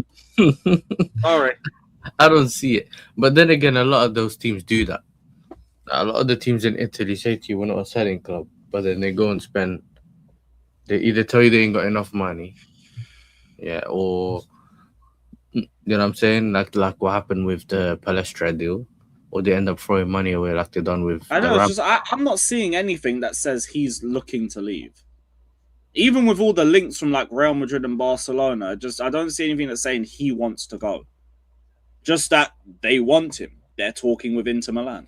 So I don't know. I don't really believe that still. He said he wants to leave to Barca, but they don't have money. Fair. I can't find the source that says it, but fairs. And either way, I don't really think he'd be coming to us anyway with our current situation. Not right now, because if he wants to leave, he's got his pick of most clubs in Europe. Mm-hmm. He once said he wants... If that's true, fair enough. I can't find the quotes for it, but I'll take your word for it. Fair enough. Inter Milan rejected 90 million for Skriniar with 6 months left on his deal. They're out of their damn mind if that's true. Bro, What? they're on the mafia thing, bro. You know what I'm saying? Just the pride. It's the pride. Because, bro, I was live here when the Ramos deal happened the other day, yeah? And then we looked into it. Their most expensive buy was Lukaku at 74 million in Serie A. Yeah, Jackson, they bought this brother for 75, yeah. And he doesn't even have the Lukaku name that Lukaku had at the time. Do you know what I'm saying? And yeah, what Jackson, they wanted Jackson, or they were looking to try get Jackson and that. And Jackson's 60 million, and they were trying to negotiate over Jackson. And then you go and buy another brother for, was it 15 million pounds more, yeah? Or euros more, and he's not even, he barely could get in the PSG squad. You know? Bro, I don't get it. That could lead to a domino effect. Hey, PSG, do you want some depth? You know what it is? If you look at the list, because I forgot Amrim was in charge until the chat started telling me. And now Jorge Mendes is doing his thing over there. You've seen it. He's buying. They linked to Trincao. Yeah, shit, because he wanted Jackson. Oh, it's gone. They linked to Trincao. They linked to all of these like Portuguese players, and they even got some of them. I don't know. I don't remember who, but bro, it's crazy money. They remember Santiago Jimenez. They bought better strikers in Kunku along the way. Yeah, Morata at some point, and they sold him, and they haven't been able to stick with a striker since what Giroud left. Wait, yeah, where did you read the gritted teeth thing? Because I haven't seen that. You shouldn't be wanting to sign an experienced player through gritted teeth. The sporting directors have not changed one bit. Until they go, this club will be... bun the sporting directors in general, but I haven't read anything from the Simon Phillips sources that said that they bid for him with gritted teeth. So I'm looking for it, but I think sometimes the briefs are useless. Like in terms of, there's no point talking, bro. Just get the signing done. There's no need to like do the whole temperature gauging thing. Just to get the signing done and announce it the way you done Pedro Neto. You know. Yeah, there's nothing. I can't find it, bro. Still, sorry, man. Big up Bola saying Maxi Araujo should happen instead of Chavaria. 2 left backs, left wing backs will be good with Araujo and Pep Chavaria. But we don't need 2 though. Not with Hato there. So, yeah, sorry, man. Like we've got to remember, we got 1 game a week. We can't be stockpiling to a mad point. We can't be. I think a lot of us are forgetting that we have Hato. I do feel like that's one of those things. I do think a lot of, as much as the Hato playing well towards the end of the season or since January, wherever it was, I think that's kind of what people kind of warmed people to the idea of Cucurella leaving, because they thought, well, we have Hato in it. But at this point, a lot of people have forgotten that we got Hato. They feel like we have no left back. Cucurella left, it was like, oh, we're fucked. Well, everyone was saying that performing Cucurella 3 months ago. What are we doing, man? Yeah, listen, some people acting like we got no left back now. All of our left backs left. I'm like, bro, we still have. But then again, we've also seen Hato play left centre back, and I think maybe that's probably why some people are thinking, player, just keep him there. We'll just get us 2 left backs. You know what I mean? He can do the left back thing. That brother can ball carry. He can dribble, and he's got an engine on him. He can do. As long I'm not too sure about the crossing. I don't really recall him crossing too. But I do think he's a threat in the final third, but not as much crossing. It's more shooting, in it. You know what I'm saying? He can get easy goals here and there. He ain't scored for us yet, has he? He scored against Charlton. Who had to? Yeah. He scored another goal in another game, but I can't remember what goal, if I'm not mistaken. Probably Port Vale or some shit. Yeah, I think it might have been Port Vale. I think he scored in the first minute or something. Yeah, it might be that still. Yeah, there was a game where he scored very early. Yeah. But Reaper, it was kind of in silence because no one expected Jabby fucking Xhaka links. And even like some of this feels silent because they're names we just don't know anything about. Like Palestra, who? The fucking what the fuck was that guy's name again? Chavario, what the fuck his name is? Yeah, like I don't know who the fuck that is. I feel like I'm lying to everyone about a name like that. Man said, whether we saw it earlier or not, we are in trouble if Hato gets injured. Well, that depends on how Palestra looks, because Palestra can play both sides and he's 2-footed. So if Palestra can do the left wing back role, no, we're relatively fine. Or if not, fuck it. Like Neto, that brother's a wing back in the making. Him. And for Cucurella, I don't view Cucurella as a wing back. Like, to me, he's a left centre back. I think in a back five, the best role you would get out of Cucurella would be left centre back. Mm-hmm. Hell, I watched him in his first season get a man of the match against Borussia Dortmund playing left centre back, not left wing back. When we had that little flurry on the Potter in March, where we were winning games and looking a bit competent, he was at left centre back with, I think, Koulibaly and was it Aspi or Fofana, or one or the other. But yeah, he's a left centre back. I don't really think like he's got the pace to be like left wing back.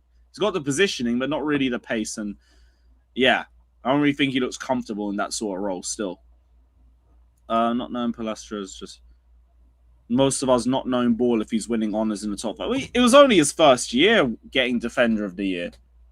And like no one was watching, was it Cagliari?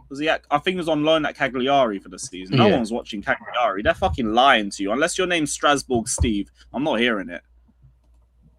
Yeah, it was Cagliari on loan. Yeah, cool. That's not bad. I big up Saeed, bro. What are you saying, man? Hope you're well, bro. Still, hope you're well. I big up Saeed. We need to link up for a show too. Like, it's been a fucking minute still. What else was there? Malo Gusto agreeing to join Man City. That's not really a surprise to me or you, to be honest. Did you hear the Simon Philip thing from a week or two ago where he said like his agent's already talking to Man City and Inter Milan? Yeah, I haven't heard that, but I'm not really surprised with the Gusto thing, innit? I just feel like he's probably not gonna do great. Let me know if you want the link, bro. Sorry, say again. For me, I don't really see him do great as a wing back because he doesn't provide you that much going forward. Gusto, you know what I'm saying? He's better. You know, he's a bit more better when it comes to like 1v1 defending a little bit. You know what I'm saying? For he's me, only good at wing back because like. Just stay on the byline and run. You know what I'm saying? That's the thing about. He can't even cross now. But that's the point. I'm saying I can't see him do anything great like at the final third kind of thing. So, like for me, bro, if he wants to go City, he will go City. But then again, they need a fullback over at City because they got that Nunes brother at right back in it. So he can't go worse. I don't see it being worse with what's his name, with Gusto if you got a midfielder playing right back in it. So I don't know. I think it goes hand in hand. Obviously, he's played for Maresca and he can go to City. So I kind of hear it. Who's this? Mate Moreto Bomba. There's no Bomba. Yeah, you don't have to put the link in the chat, bro. Don't tell us bomb. I mean, put the quote in the chat. Otherwise, it's a Liverpool Bomber. Liverpool planning contacts with Barcola. Nah, we heard that though. Yeah, I read that. For Chelsea, there's nothing. It's just like we got interest in Chavaria, but there's nothing else. No, I've checked, bro. There's nothing. There's no Bomber. If there's a Bomber, slap the link in the chat. But I'm on his Twitter page right now. I can't see nothing. There's nothing there. Unless they drop it on a different page, bro. You know, sometimes people just put the quotes from a stream or something on a page, like they do with Fabrizio. Yeah, but more time, they want the Twitter revenue for themselves, don't they? No, but I'm not talking about I'm not talking about the Moreto guy. I'm talking about in general. Sometimes you see a quote from Simon Phillips on another page, innit? Oh yeah. People just it's a left back. Yeah, bro, we know that though. That's not a Bomber. We're looking at him. That's been reported like from multiple sources now. I said, don't slander Cafunes. Brother, you're not buying him to replace Cafunes. And Cafunes is crazy anyway. Cafunes? Nah. I rate the shamelessness, but Gusto's going to be your depth. Hey, Cafunes is crazy. Like Malo Gusto won't be 75 million, but you can put the 50 million in the bag, please. And how many times did we see Nunes last season? Yeah, looking at Bambi on ice on his way running backwards, bro. You know what I mean? Yeah, that was a strong. He had moments where he done well throughout the season, yeah. because remember we were doing Ahwa, innit? So Hamza, there was a point where Hamza was saying he wants Nunes can't be playing right back. He can't be playing right back. When he got dropped, he's like, bring back Nunes, bro. So I remember it, but apparently he's had a good season this year, though. yeah, I think at this point he understands. Obviously, Pep's not there anymore, so we don't know how much of an effect it's gonna have on some of the players there, innit? So obviously, the first thing you're looking at it, if you're coming from the outside, like listen, and it just let's just put a fullback at fullback in it. Allow the midfield at a right back thing. Let me just see if I can get him a fullback. Obviously, he's in a better situation with O'Reilly and that already being there, so he doesn't have to think about those positions. But there's a difference in it. That team's almost Pep kind of done part of the rebuilding already. Do you know what I'm saying? And they've kind of stumbled across at O'Reilly and that he fitted in well, yeah. But they've done good business over at City, innit? But now it's just about how Maresca does with that team. That's how it is over there with that team. But with us, bro, we still need some players in it. You know what I'm saying? I need to see the business start coming in. But I think with City, like, I think they needed a change of manager. And I don't think they'll admit it because of respect to Pep, and I get all of that. But I just saw Pep getting slandered way too much by their fan base game in and game out. Yeah, Robertinho, I heard Nunes had a good season for you this year, but you're not looking to replace him. You're looking to go and your guest doesn't watch City, you know. I've been watching City for a long time, mate. You know, I think I watched most City games this season. I'm not saying that he's rubbish, innit? I'm just saying. Hey, listen, he had his two different extremes because Cafunes is still crazy. No, listen, you're the one that he called him Cafunes, so like you can't say anything about the guest on the channel. You know, you're the one that said Cafunes. It does, yeah.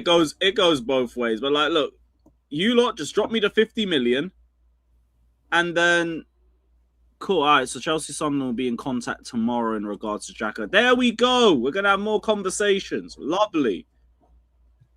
Fucking about damn time, man. Yo, big up, Saeed. What are you saying, bro? How are you finding the news so far? Can you hear me?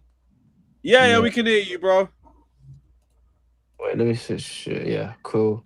Big up the Chelsea family, man. Big up my boy, Carefree Lewis G, man. Good to see you guys. I hope everyone's doing well, man. I'm guessing you, man, are talking about the Granit Xhaka news, everything.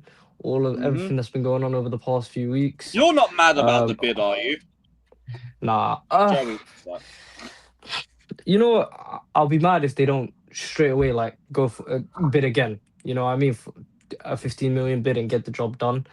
8 million, I think they did sort of lowball it. Like, get the job done as soon as possible is why I'll say stop dossing about. But if now they do a sort of Mike Maignan thing where they don't come back and they've just been teasing us with it, then I'll be very pissed off. It doesn't seem like a tease. I get why people have got like the fucking Mike Mignon PTSD and all of that. Big up, Joey, man. Hey, but I just think like that's all that it is. It's PTSD, and we don't really know if it's the same thing. If it's going to follow that same wavelength. Well, we know it's not because we're not leaving the table.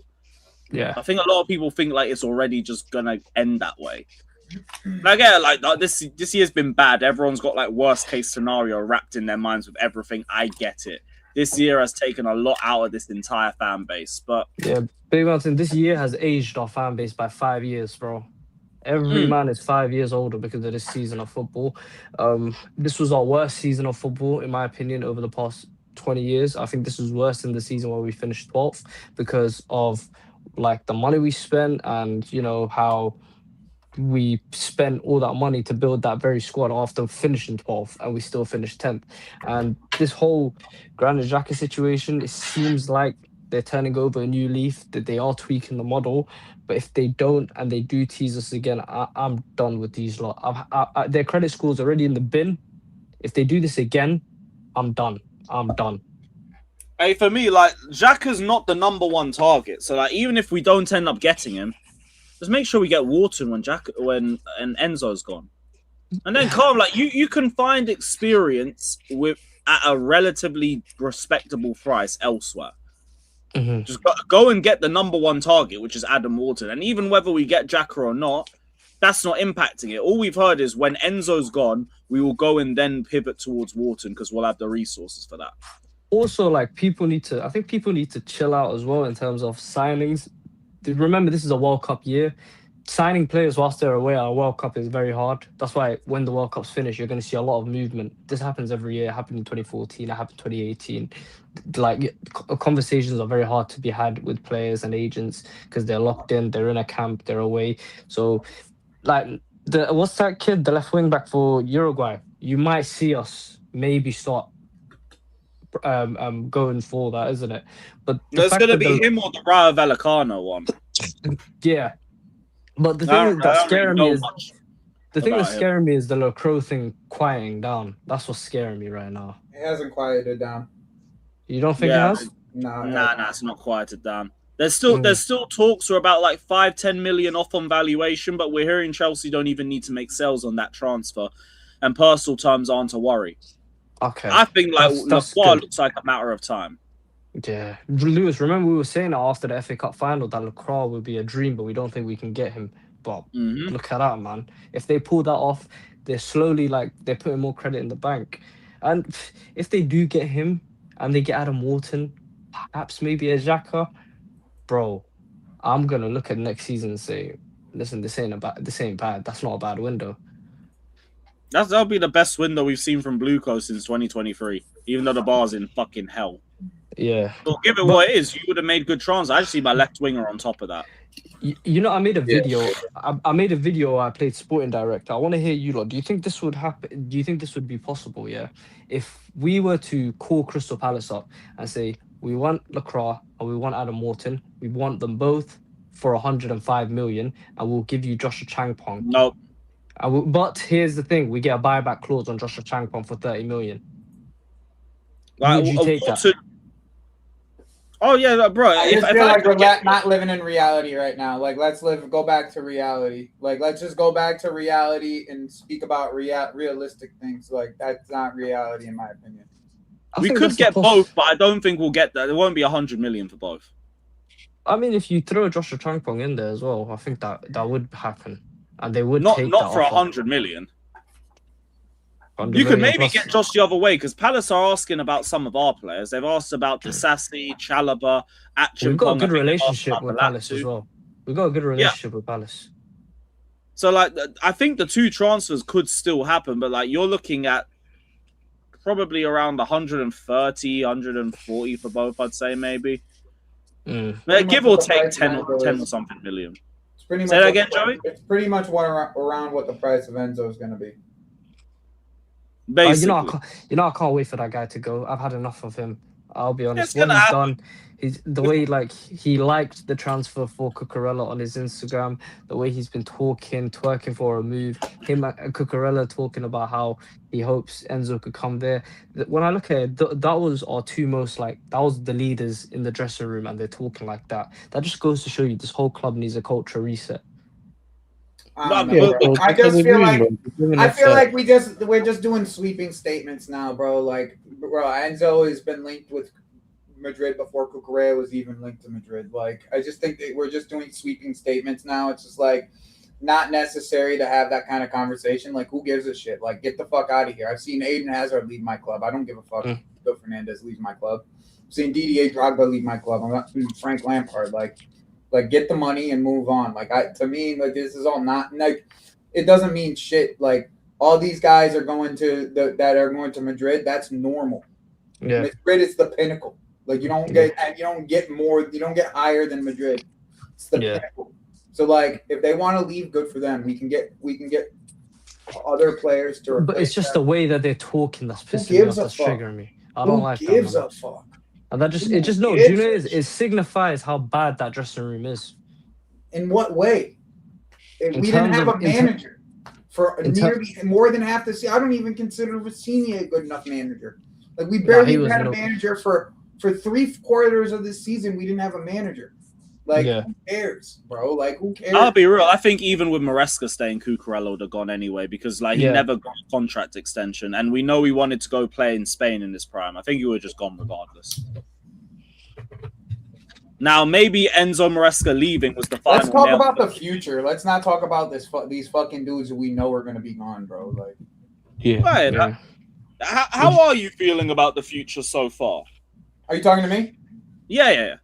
Joey's I mean, I'm happy with the direction just because I know that the manager has so much intake in what he wants. Like, that's just the reality of my situation. Like, I was there last year where I was saying, if you're gonna get players that fit the manager. They decided against that, and look what it got us. Like, just the managers went out of his way to say, I need X, Y, Z. They decided to go NMLP instead. I don't know how else to put it other than that. Like if this whole Xhaka thing is kind of mute to me because Duda has already said he wants to go to Chelsea. Like, as soon as that happens, like, all they have to do is really just push the buttons of Sunderland enough where it will happen. Eventuality is that's going to happen. Like, even at 8 million being the starting point, who cares?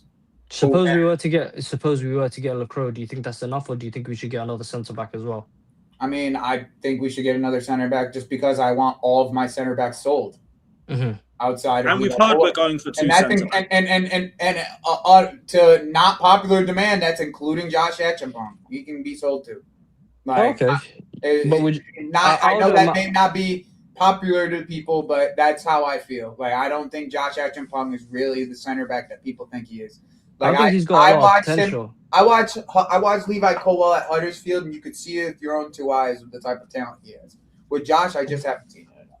Would you put a buyback clause on Joshua Champong though? Sure. I mean, whatever. I don't like, to me, like, it doesn't matter. I would rather go buy like a Joel Ordonez and a LaCroix. Like, that's how I would do it. Like, that would be lovely. Solidify the back line for sure. Like, Josh ain't gonna get enough minutes this season anyway. Like that's what I'm saying. Like, to me, it's like sell him for clicks. I don't need clicks. I have a full-time job that pays me great. I don't need clicks, bro. Fuck, you need clicks. You know what it is? You could do the Nico pass. What I need clicks for, bro? Like, I don't. Yeah, it's not even on his channel, respectfully. Now, you know what's mad though? You know what's mad, Joey? Yeah? It's like the Nico pass thing. You can sell him to someone, buyback clause, and then the difference in pay that you give him is usually. I mean, bro, even a loan fee. Even a loan will be fine. I just don't think it's worth having him at the club right now. I just don't. Like, yeah, I can't lie. If he's not playing week. We have 1 game a week. We're probably going to be stuck with Wesley Fofana because of his wages. Like, it's just let him go on loan. Let him prove himself a little bit. How about that? Instead of me saying he's not good enough, let him prove himself. Also, just a final point on it as well. I don't even think he wants to be here anymore. Who, Josh? Yeah, I don't think Josh, because he's not getting enough minutes. His family's been fuming about it all year. The latest we're hearing is that he's now not content at the club, and he's probably not going to get his minutes next season. Yeah, just let him go, cut bro. the losses. Get what you can for him. Get what you can for him now. Move on. Like, that's why I see. You'll be a great player somewhere else.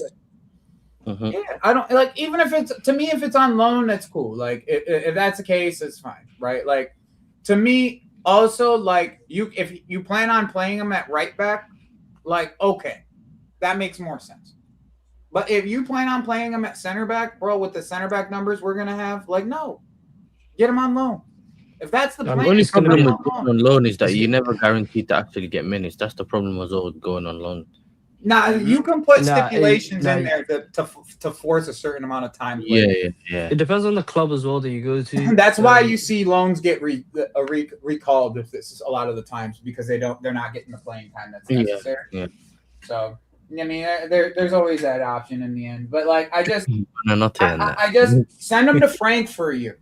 Send him to Frank Lampard for a year. Let him coach. Let him coach him at Coventry for a year. Yeah, I'm surprised Lampard hasn't play gotten Premier League football, a consistent amount of Premier League football. Let him be under the cosh for an entire year. Let him be under pressure in a low block for a year. Okay, like, let him go through that first, and then he can come back and we can see where he is. Like yeah, a championship loan. You know, like go do that. And then sell off everybody else. If you can get Wesley off too, get Wesley off too. Buy Joel Ordonez next with LaCroix, or buy Jacobo Ramon, who I'm a big fan of as well. Like, buy one of these guys and get him in. Jacobo is a better ball player. Ordonez is the better defender.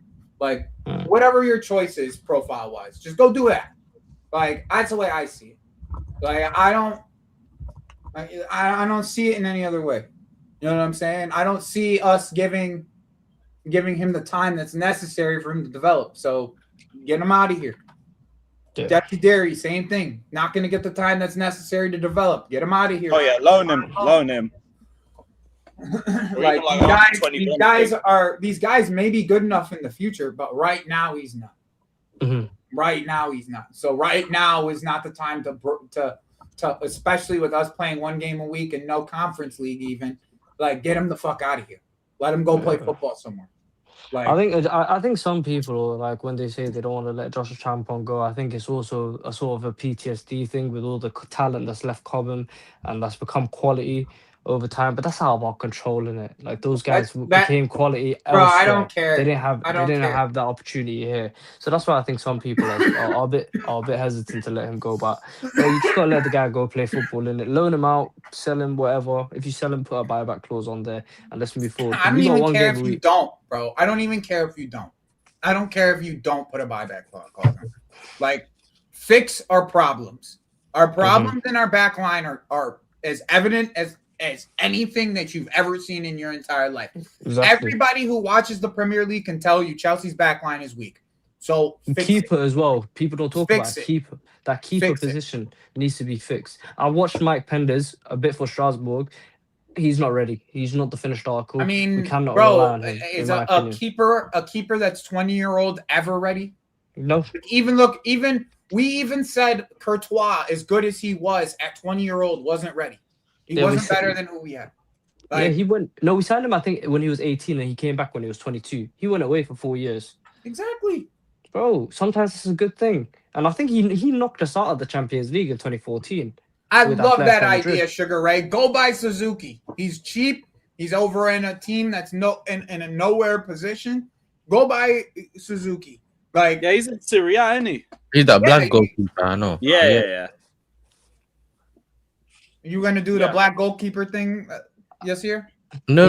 I was saying because people. I remember when he was linked to United last season or the season before they went and got Lament. Well, My thing is, why get rid of Josh if Fofana and Tosin are still gonna play? Because you said Tosin's gonna get crazy minutes anyway. He's not. My thing is like Josh is not going to get enough minutes that he needs for his development with us on one game a week. Leave. We're trying to buy 2 centre-backs. Those 2 centre-backs that you're buying should ideally be clear of everything that we've got right now, bar maybe Colwell.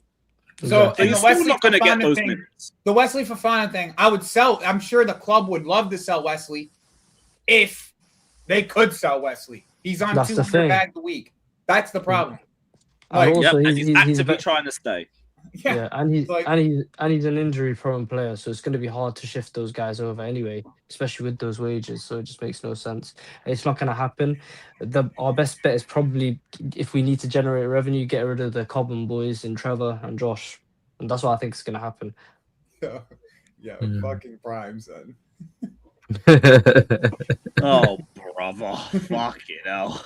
Lewin didn't even read it before. Yeah, I knew what it was with Prime, man. You say the word black too many times, you're going to come out with a mad take. My brother, too true.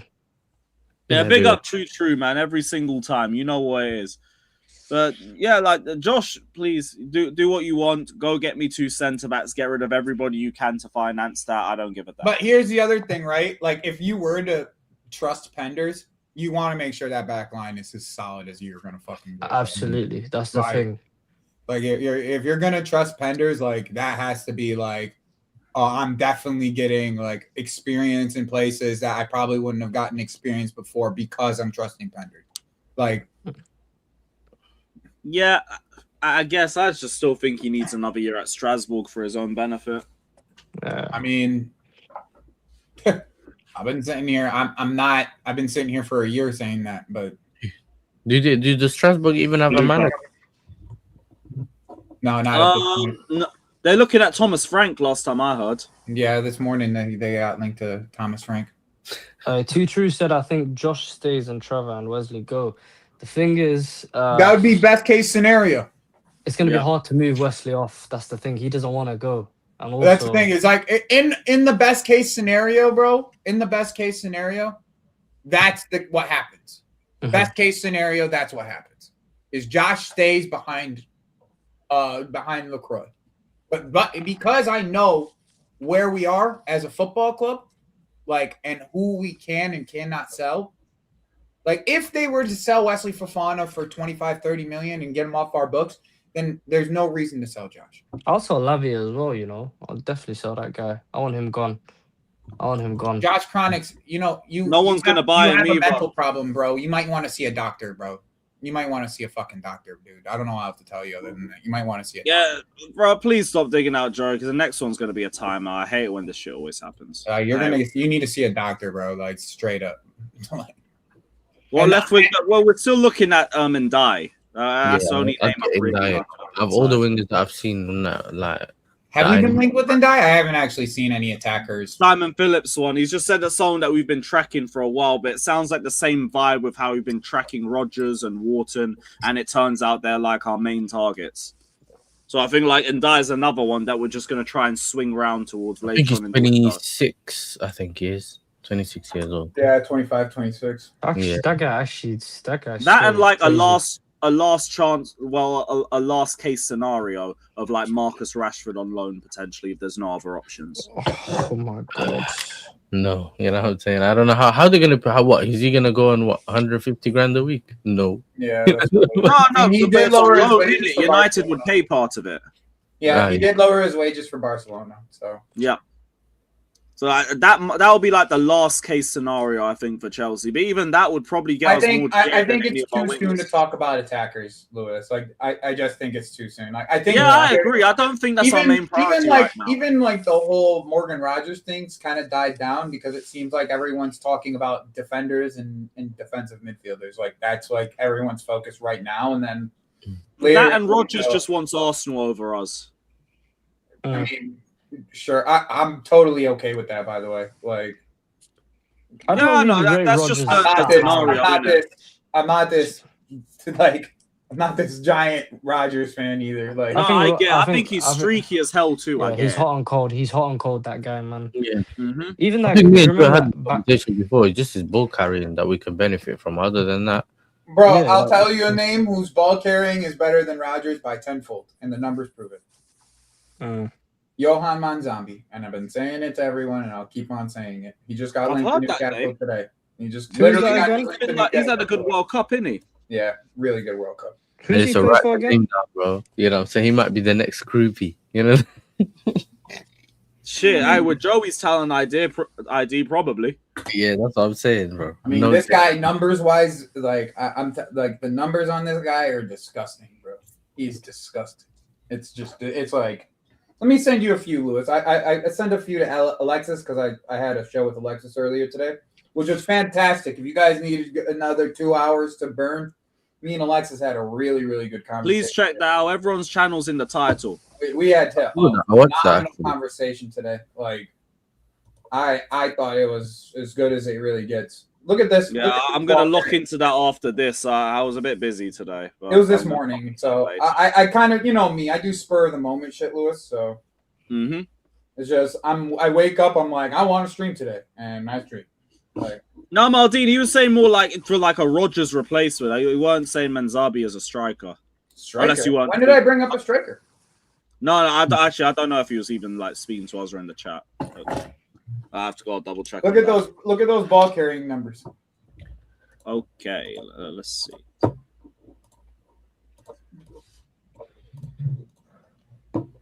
He's all the way up at the top. You got to scroll up. Fucking hell! You got to scroll up. Oh, wait. Yeah, there we go. That's better. Shit. Whoa. Yeah, bro. He's all the way at the top for progressive runs. What the fuck? Elliot Anderson's on the right. All the way on the right. Pavlovic or Barco and Wharton relatively close to each other. And then this is the other one. And then anyone of our lot. Anyone of our lot. And Lyle, this is right wing here. back and Lyle, midfield, go isn't right it? here. Lyle, go to Lyle's comment, the last comment that just came up. Lyle Biden, put this up, We need a winger who and can then play. bring up my next tweet that I just sent you. Okay, that will be it. Midfielders in No, duel. that's the same one. Oh, there it is, right there. And then go down.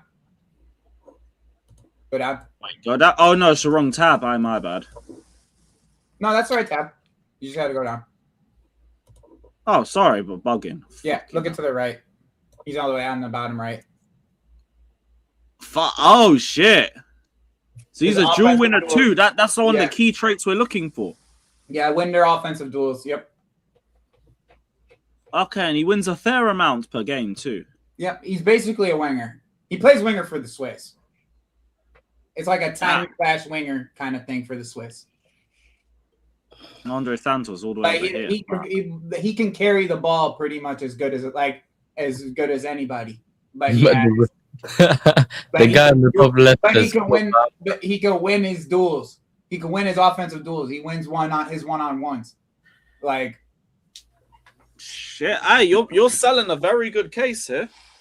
I'm telling you, if we're talking fits and he's right-footed, because we don't have any right-footers, and he's right-footed, it's like perfect type of scenario.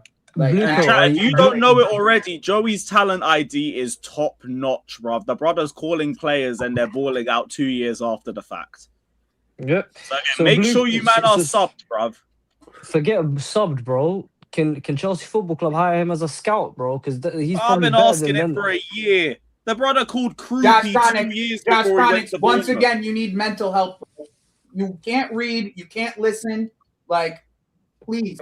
To track him back. Bro, you don't read nor you don't listen. Please. Please. Who does the talent ID? mental health. Is it Joe Shields? Who's talent ID at thing?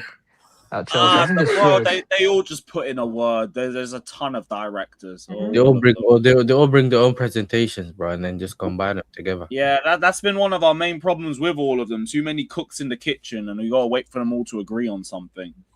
Yeah. That's why, like, fuck off, bro. That's why I'm kind of glad we're hearing more like Dave Fellows is taking the reins, and now Jabi Alonso's like getting more of a say too, as we're clearly seeing. I just hope those guys do not. If we win a Premier League, I hope these guys never come on the pitch to lift that trophy, bro. I hate them.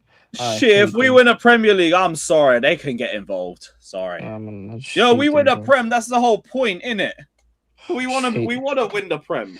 Bro, do you know why I hate them, bro? They've taken 4 years of my life.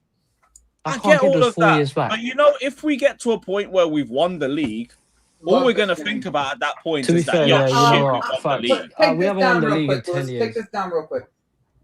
I also want to have a conversation about spending $100 million on Wharton. Okay, like I'm tired of doing the $100 million gimmick. Why are we buying players and putting that type of pressure on them? Oh, right from the beginning. Right from the beginning, if we buy Wharton, he's gonna have $100 million price tag pressure on him. Like, to me, I don't think that's necessary. Like, I love Wharton. I'm one of Wharton's biggest fans. I'm the one that went out on a limb a year and a half ago saying that Wharton's English best midfielder. I'm the one who said that. I'm the one who said that. I'm the one who's been wanting Wharton. Did he break up? But to spend $100 million, can you hear me? Yeah, we can hear you now. Sorry, that might have been my To laptop. My spend bad. $100 million on this guy when you can get there's 5-6 players in the world right now that you can get for less than $100 million that does very similar things at similar levels to this guy. It's just not necessary to me, bro. It's just not necessary. Like there's plenty of names we can go out there for. Manu Kone, Ibrahim Sangare, Mamadou Sangare. What's his face from the Kamara from Lamine Kamara. Lamine Kamara. There's plenty of guys we could go and get. Plenty of guys. Like, I mean, from what I'm hearing, I don't think we're willing to pay $100 million anyway. That's I don't think fair. you're If willing that's to put the that money case, down. that's fair, bro. But to me, that's just not necessary. That's the way I see it. It's just not necessary to do all that. Like, yeah, it's just an indictment of the current market. Like, every midfielder that's had a good 6 months minimum is getting put up for stupid fees. I get it, but like, That's from what I'm not true. reading... It's just the English ones. Oh, yeah, just the ones I've heard in the Prem. Just the ones that are in the Prem. I That's thought the your only scope one. is like levels clear of mine. Fair enough. Fairs. It's Prem tax, isn't it? Exactly. But I don't think Chelsea are going to end up paying 100 million. Dude, Manu Kone is out there for 40 million. He's at Roma. Sangare is out there for 40 million.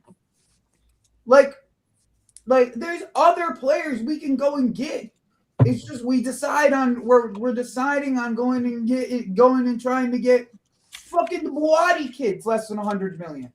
Like, that's another one we are linked with though. But that's why I'm also saying, like, we know Wharton's the number one target, but the whole moving in silence thing that we're hearing this summer, maybe that is just the case with some of the midfield targets too. Like, if we don't get an agreement on Wharton, maybe one of those names comes up out of nowhere. Because we've seen random names pop up, like the fucking Chavaria guy today. Like a Palestra was just a random drop. Palestra was a hijack, though. Yeah, because we expect him to be staying in Italy, and then we just managed to make an opportunity out of that. But he looks good, man. He looks good. Maybe there's other names on that list that we haven't heard He is about. good. Maybe. He doesn't just look good. He is good. He's actually good. I like him, man. I feel like he'll be a perfect wing back in a shabby system. Perfect. Yeah, I like what I've read and seen about him because I think he sounds very multifunctional. And I think that's something we could work well with. I don't really know too much about Chavaria. Do you know anything about him, Joey? Nah, I'm not gonna. I don't watch Spanish football. Fair enough, man. Fair enough. I didn't even know who he was a few hours ago. Yeah, I don't. I'll tell you what I watch. I watch the Italian. I watch Como. I watch Como. I watch Bundesliga, and I specifically Stuttgart. I watched 30 games of Stuttgart this year. And then I'll watch the French league. When I say the French league, specifically Strasbourg and not your occasional PSG game against your bigger team. Kind of. You know, there's a lot of talent coming out of France, bro. So much talent. So much talent. Buati plays for Morocco, but he's from France. Yeah, that's always been a good league for talent. Nemcha is the most overrated. Nemcha is so overrated. I hope we don't go for that guy, bro. Nah, we ain't. Well, there'd be news to me if we did. I haven't seen any links to him. Who? Nemecha? Yeah. Yeah, Nemecha. Okay. Yeah, I haven't really seen too much, but you be down with them Jacobo Ramon links then. Yeah. We're off the two centre backs, and he looks like the second one. Yeah, his ball playing is top class. He's just a little bit more. I would say he is a little bit of a truck turning wise though. Like he don't got the greatest mobility, like opening his hips up and like trying to sprint into areas. But once he gets going, he's pretty quick. It's just his ball playing levels are top. Yeah, when I researched him, he just sounded like the Colwill depth, or like someone to be competing with him. Yeah, I would say it's like. All right, big up, Yasser. Bless up, bro. Amadou Sarr replacement. Hold on. Boom. There we go. Yeah, because Sarr, I don't even know what's happening with Sarr, but he should be going back on loan again because we've wasted the whole year. Oh my god, people are still doing Theo Hernandez hype, son. Give me a break. Yo, no, that took me back to the last show. Give me a break. Don't even get me started on that. Yeah, go on, sorry, bro. Go read the most recent thing on what happened with Theo Hernandez. Say again? Yeah, because the chat keeps asking about Reece James. What was this about Reece James from a few weeks ago? Someone saying uncomfortable conversations. Have a safe flight. Me? Yeah. Me. Is there any uncomfortable Reece combos? Yeah, I just said, like, I feel like he's just going to get injured again. And unfortunately, it happened again. And we do need to work on getting another wing or another player to his level, hopefully, or a wing back to his level. And it looks like we've signed a decent one now. I've said it before. I just feel like that hamstring, it's just going to come off the bone eventually, man. I love Reece to pieces. That's my captain. He's proper Chelsea. But He's just cursed with these injuries, man. It's just sad Do you to not watch. think it's just a game management thing, though? Because, like, the only time he's been relatively calm was when it was strictly 1 game a week on the Maresca. Then Rafinha comes in, plays him in 3 90-minute games in 10 days, and shock, injured. Now Tuchel played him in back-to-back games in the World Cup, shock, injured. Right, you just got, like, for me, it's just manage him. We actually managed him well for a whole year. And then Rafinha had to come and fuck it all up again. And now we've got 1 game a week. Shit, you can manage him perfectly. I think we can manage his minutes a bit better now, Reece James, but I just always get... I don't know why, I got PTSD. Every time I see that guy run full speed, I'm just scared that hamstring is going to go, man. I'm just scared, man. And the thing is, with Reece James, it's frustrating. Shall I tell you why? When a player has injuries like hamstring injuries, you say to yourself, okay, yeah, we're going to get rid of him because he's going to come back and he's not going to be at our level. Reece James gets injured and he comes back and he's the best right back in the world. Yep. He comes back. Do you know how messed up that is to have that many hamstring injuries and you come back and instantly people are talking about Timber and you shut that conversation down like that?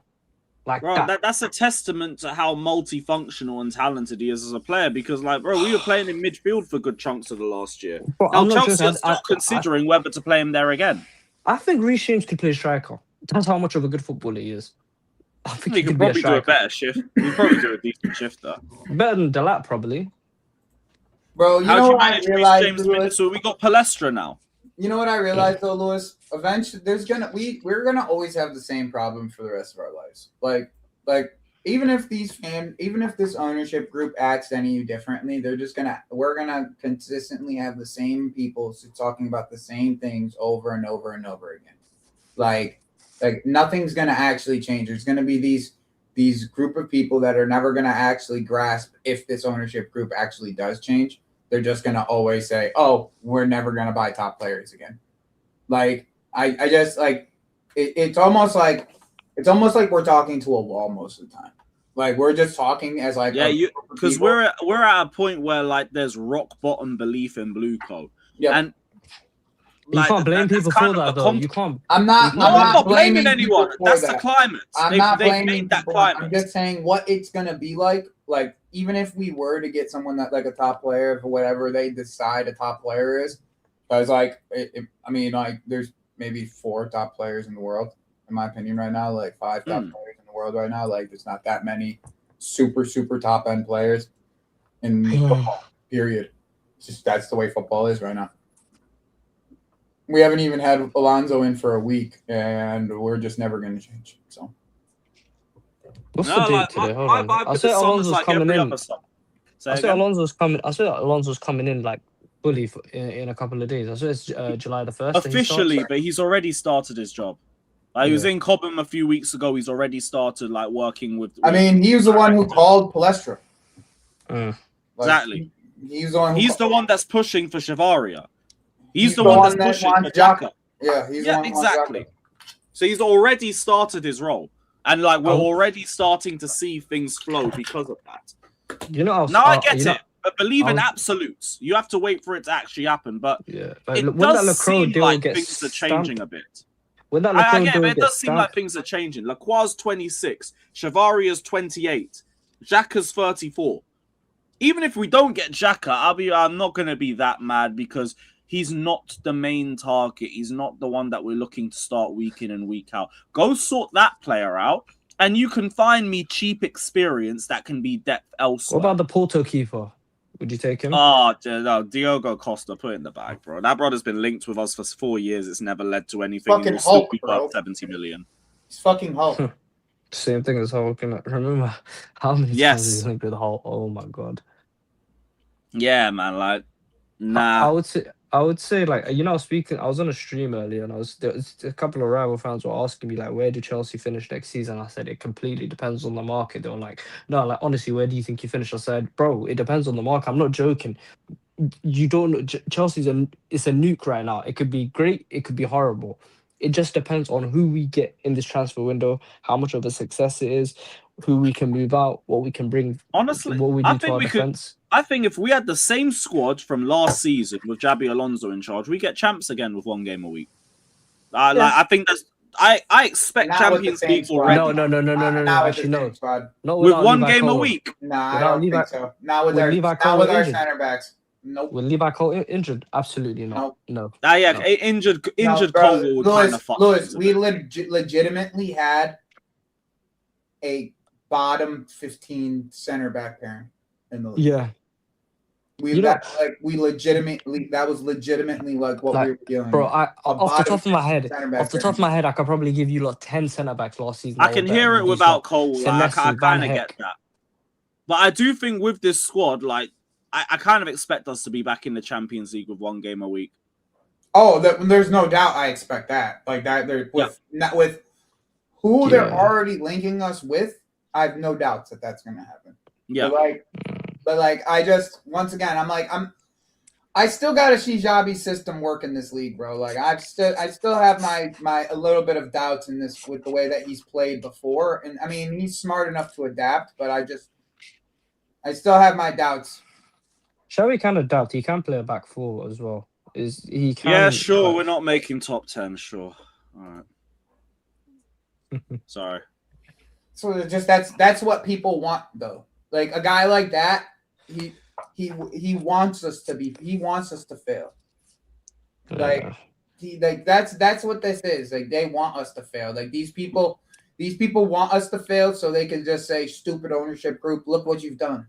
Like that's really what it is. Like that's what they want. That's what they want to say every single year until they're not American owners anymore. Like, they've built a team that's capped at top 4. And I think with one game a week, this team could get top 4, maybe top 5. That could happen. Like it's not going to satisfy the fan base, and it shouldn't because we should be going for titles. But that's where the squad is. This is a top 4 team. This is a Champions League qualifying team, and I don't think there's going to be anything else. The funny thing is, it was the easiest year to ever qualify. See, I genuinely believe we'll be going into an administration next year by June. You see, I don't have energy for people like you, bro. You're the cancer to this football club. You are.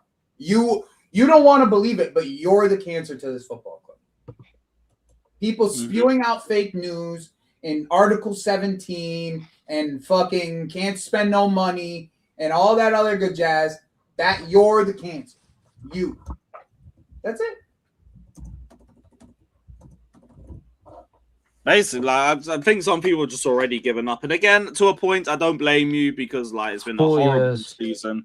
But I'm looking at it without emotion. I just think next season is not going to be like last season. You're a fucking dweeb, bro. That's what you are. You don't have standards. Standards is a word that you made up, bro. You don't have standards.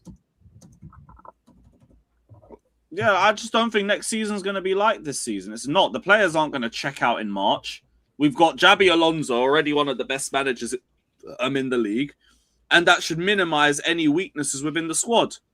Yeah. That should have us back in the Champions League. And us being in the Champions League will mean we just had an infinitely more enjoyable Nah, bro, it's season. not even glass half empty, bro. It's glass is empty. Always. Always empty. Never have anything in it. Always empty. Bridge is gonna be shut. Bridge is gonna be knocked down.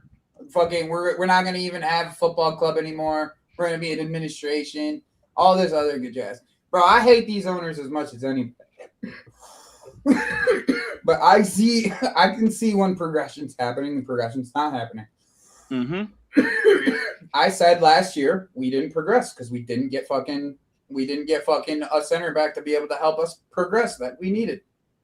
It sure as shit happened that way. Yeah, now it looks like we're finally trying to mend those issues. Get them done, but it looks like we're making the step forward. Last year we just said no Huijsen. Fuck it. Next year, fuck it. It don't look like we're doing that now. As long as we get them in, cool. It's looking like we're doing that. And if we get Lacroix in, lovely transfer, that's going to help our defense. Go and get another centre back, left winger. And we'll see what we do in the midfield when Enzo Fernandez leaves, whether it's Adam Wharton or if they have another surprise for us. Keeper as well, Lewis, man. Big, please. Let's not stray away from that. The keeper position is probably after the I centre mean, back. I'm going to be honest. We're probably going to have to deal with the year of Mike Penders, bro. That's just. Bro, I can't do this, man. I'll be well, real, then man. make sure the backline's sorted, and we'll figure it out. Oh, Mike Manyan is there for 30. He's there for 30. He's there. Is he actually Go, there, bro? Is he actually there? bro, give him 30 million. We can bring him in, bro. Bro, I feel like you're just playing too much FIFA, bro. He just signed a new contract. Like, I don't know what you mean he's gonna come. He signed a contract last season. Yeah, I know. So like, No, I think it was January. Oh yeah, that was last season. Sorry, silly. Yeah, I know he signed it, but bro, I think we can bring somebody. Honestly, like that. though, goalkeeper isn't really like my priority. If you sort out the back line, I'd even run Sanchez another year. I don't think it was that big of an issue for us. Unless you want to get me a proven upgrade, just keep him. The problem wasn't Sanchez; it was our back line being stupid all season. Yeah, Not to say he's perfect. Yeah, he's not perfect, but he wasn't our biggest problem. I'm like, and also Racine. Yeah, under Maresca, he was on Golden Glove debates with Raya, and like fell off a cliff as soon as Racine came in. Yeah, but it's because Racine was using him as a ball playing keeper, which that's not Sanchez's game, isn't it? That and just the way we played meant our defense was more exposed. Exactly. And when he was with Maresca, he from time to time he could play out, but he'd also hit it to the wingers, and we'd work from there. He'd hit it to João Pedro. You know, this Racine was so hell bent on him playing out from the back there, it led to a lot of mistakes. I mean, every manager we've had played out from the back. They just gave them full wing. They gave us center backs. We have center backs that just can't play out from the back. That's the problem. Yeah, it's not like we can go long. Under Maresca, we have one guy up top. We have one guy up top who we can go long to. One. We have one guy. It's like. There's more structural problems than just, don't play out from the back. Like, it's not that easy. Don't play out from the back. That means you're stoked. Yeah. That means you're having less of the ball. That means you're getting when you do kick the ball long. That means that ball can come back at you very quickly, and you have to sit back in a deeper line. Are you going to be okay with Chelsea playing low block all year? Like, absolutely not, man. Okay, that doesn't work. That's not sustainable. So once again, like you're asking for things that are not necessarily as reasonable as you think they are. Like, it's literally they built a team. They want a style of play, and they built a team that is not capable of playing that style of play. So I mean, if you don't, that's what happens when you don't back your managers and get the profiles that they want, and you just go for these policies that they have. But it looks like they're rectifying. Man, bro, so I'll give you 100 if it happens, bro. What will be there? If Xabi leaves by December. Nah, man, that's not happening. I feel like even if we were to get to us, even if we were to start bad, not that great, they're gonna keep him, man. They would keep him, bro. I think we're done with that. Like, you know, I don't know about done, but I know at least this year they would keep him. Ain't no way man's was at us about Vega, man. All right. Cool. Love, big up. Big up, man. These guys. Big up to all three of them. You got some of the weirdest fans, bro. Sometimes, I swear. So. This is why I need next season to be good, just for the sake of the sanity of this fan base, bro. We went right back to where we were on the potch. Yeah. Fuck this, man. Now, everyone's just shit because we finished 10th. Yep. All I'm saying is fuck these players as well. I'm a champion regardless, Lewis. I'm a champion regardless, bro. I'm a champion regardless. My fucking basketball team won everything. I'm a champion fucking regardless, okay? Hey, I'm still running world champions prop. Yeah, I'm a champion, son. I'm an NBA champion, son. Fuck out of here. Yeah, but fuck. We've had all the detachment we need. I'm ready to go again next season. Ready to go again. This is gonna be we're going into our 10th year without winning a league title, bro. That's actually crazy. Well, you better win it next year then. Shit.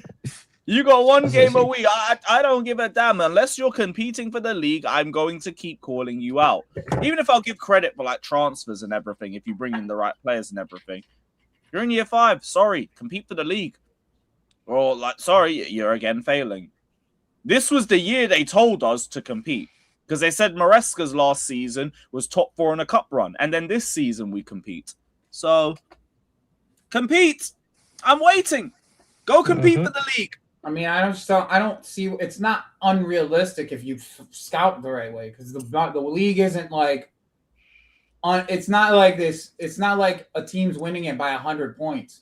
Yeah, it's not like an unattainable thing. Like it's not this. It's not 85. I think it was. Not for nothing. They're changing the fucking corner rules. Like Like, not for nothing. They're changing the fucking corner rules. So, like truly.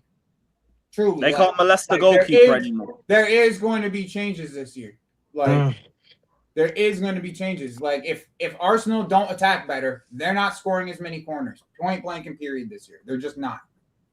If you could just have one good window, you can make a lot of ground up with one game a week. I just watched Manchester United climb 13 places and they changed their entire front line. I'm asking you to change your back line. Correct. Yeah, people don't understand. Like, when you're not in Champions League, you can close the gap very easily in that 1 year because you can bring in players, you can get the confidence, you can close that gap between the top. It's just not as much on your. You don't have to rely on your squad depth as much. It's just exactly. And then the following season after that, you can bring the squad depth into it and build off of that. Sometimes a 1 game a week not having Europe can be a blessing in disguise. Yeah, fact. Barcelona looking for Kane. Oh, that threw me off. Fair enough. Big up Pachara saying, how did Poch fail to beat an easy Turkey team? Probably just less pressure on Turkey, if anything. I mean, he played his C team. Yeah, he didn't play his starters. He played his C team. What were people watching? Oh, I didn't watch the game. They already qualified. They already qualified. That was just I played their C team and lost at the last second. Yeah, like, I can't look at that and think I'm not even a Poch supporter, but you gotta. You're beating who you expect to beat in the World Cup, and you're top, and you've gone through. Like, no one's gonna care about the Turkey loss. Who's US's first game in around the 32? Bosnia. Okay. Yeah, they'll beat them. They'll beat them. I don't know. This kid, the left winger for them is good as fuck too. Like, they got some good fucking players on. And big up Bosnia as well, bro. They got some good players on Bosnia. I'm not gonna just count them out. Like, they got some good fucking players on that team. Boys, what was your thoughts on Ronaldo saying I'm back after Uzbekistan? No, I get it, man. He's had the whole world up his arse in the first match day or two. I get it. I completely get it. I can't lie, that guy needs to retire, bro.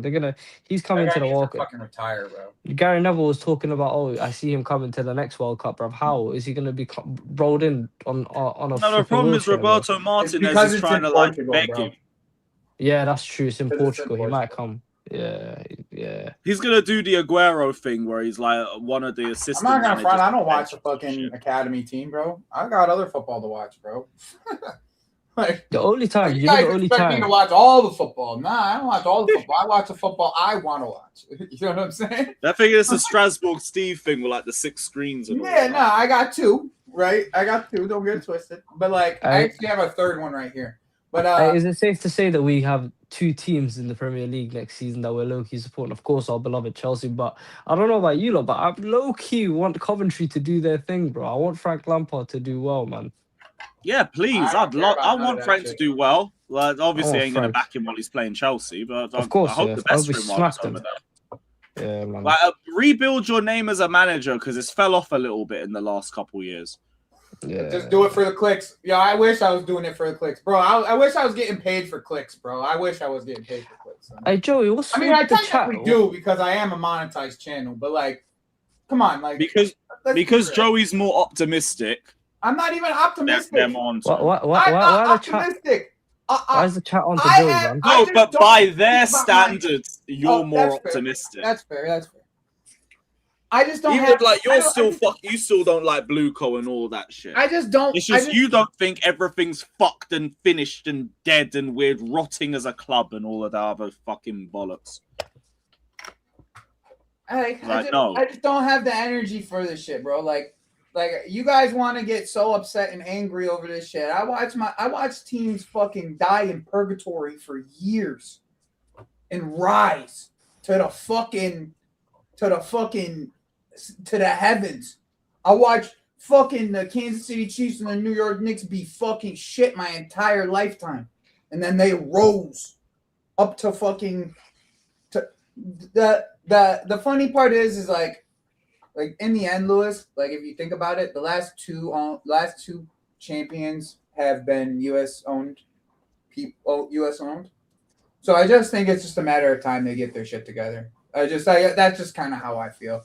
Like there's an eventuality with these people that like they have to figure it out, otherwise they just get fucked like at their jobs. Like Igbali will get fucked out of his job if he doesn't fix it up. Joey, repeat that. The last 2 winners were American owners. I know Kroenke and who else? FSG.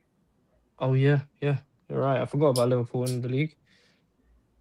Well, like the main point that we've said for years is that Chelsea are not far away from being able to compete for the league. It has never really been like that.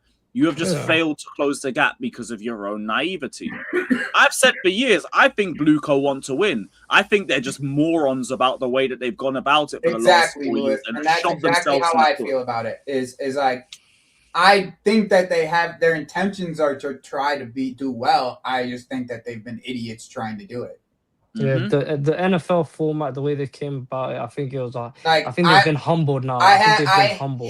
I hate our sporting directors. I'm the one sitting here. I've been the one sitting here calling out every single little thing that they could possibly do.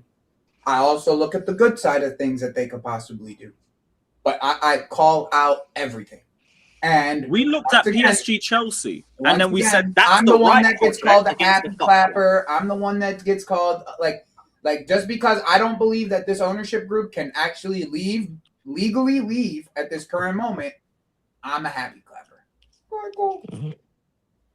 Okay, cool.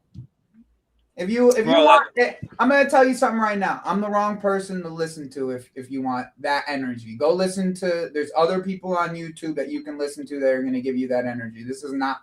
I'm the wrong person. When you see me, you're not gonna get that energy, bro. Let me beat that ass with you. This is the point behind everything. Like I'm not gonna fucking sit here and tell you guys some absolute nonsense for no reason. Like that's true. Every time I've heard Joey speak, he does give rational opinions. It's just like it goes against what a lot of people's narratives are, so they can't like fully take it in. See, then that's your problem, bros. You're believing a guy who can't even run a bagel shop. Like you're gonna tell me that he knows what's going on in a multi-billion-dollar company. Okay, bro.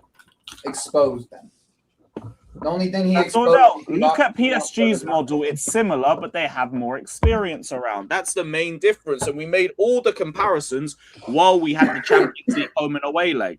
But that means a youth project can work. You have just been naive about it. You have been incredibly stupid about the way that you've gone about it. Thankfully, you've got Xabi Alonso in now. So would you not say that PSG's project is working also because of the monopoly effect in the French league and how like there's not really but that wasn't an instantaneous thing though. Like PSG just learned that we have the best funnel of players in the world. So let's use they done the Bayern thing locally instead of that's what they done. Because before it wasn't that way, right? Before they would buy Zlatan and Cavani from the Italian league and all these other players. But they decided Lavezzi from the Italian league. Let's go buy players from the funnel that has the most talent that there is. Our league. League has the most talent. That's a reality. They took a page out of Bayern's book. Exactly, bro. They decided, fuck going to Italy, fuck going to the Premier League, fuck going to Spain. Let's just use what we have in this league because there's talents that are coming up like fucking weeds in France. Every year there's a new guy. Every year there's a new guy. Every year there's a new Doué or there's a new Akila Couche that they're gonna buy here soon. Every year, especially in Paris, bro. Just Paris alone has so much talent coming through. Yeah, they also do have an elite sporting director in Luis Campos. Correct. They also do. But now it's a destination because they've won back-to-back Champions League. Look. And now they can sign anybody in the world. Everybody would look at that PSG project as the top players and say, "Wow, I would love to play for that team. I'd love to play for that manager." But they did that with a youth base mixed with experience. Yep. And that's why they changed the entire direction of their model because they were trying to do the Galacticos thing a few years ago. And also they brought a winner in. People forget that Kavica Kvaratskhelia signing. He was a proven winner. He won with Napoli. He broke that curse where they haven't won since Diego Maradona, and then look what he done for them. He comes in January. I think also William Pacho is a very underrated signing. People like, of course, they were talking about Savić, but those two signings in particular, the way they brought him in halfway through the season, and then they go on to win the Champions League. Wow, and then they do it back to back again. Wow, wow, wow. Prime experience. Prime experience is overrated, as you can see. How come France beats us in everything? Mm-hmm. How come France beats England in everything then? If that's the case, they beat them in the Champions League, they beat them in the Euros, they beat them in everything. How come that's the case? If League is so bad, then how come France beats you in everything? How come France beats the Premier League and everything? How come PSG beats the Premier League in every? They beat the Premier League in every single game in the Champions League this year, in every single game in the Premier League in the Champions League last year. We can go further back. Kante, Hazard, Aspi, they all came from Liga. Half their players came from different French clubs. Barcola came from a different French club. Doué came from a different French club. Yeah, I don't get that, man. Dembele's in France now. And that's just France. Like, great players have come from the French league consistently, in spite of like having Farmers League gimmick before. And even then, the Farmers League has done nothing but beat the piss out of English teams for the last 2 years. Yep. They beat everyone. They beat us. They beat Villa. They beat Arsenal. They beat Liverpool. They beat City.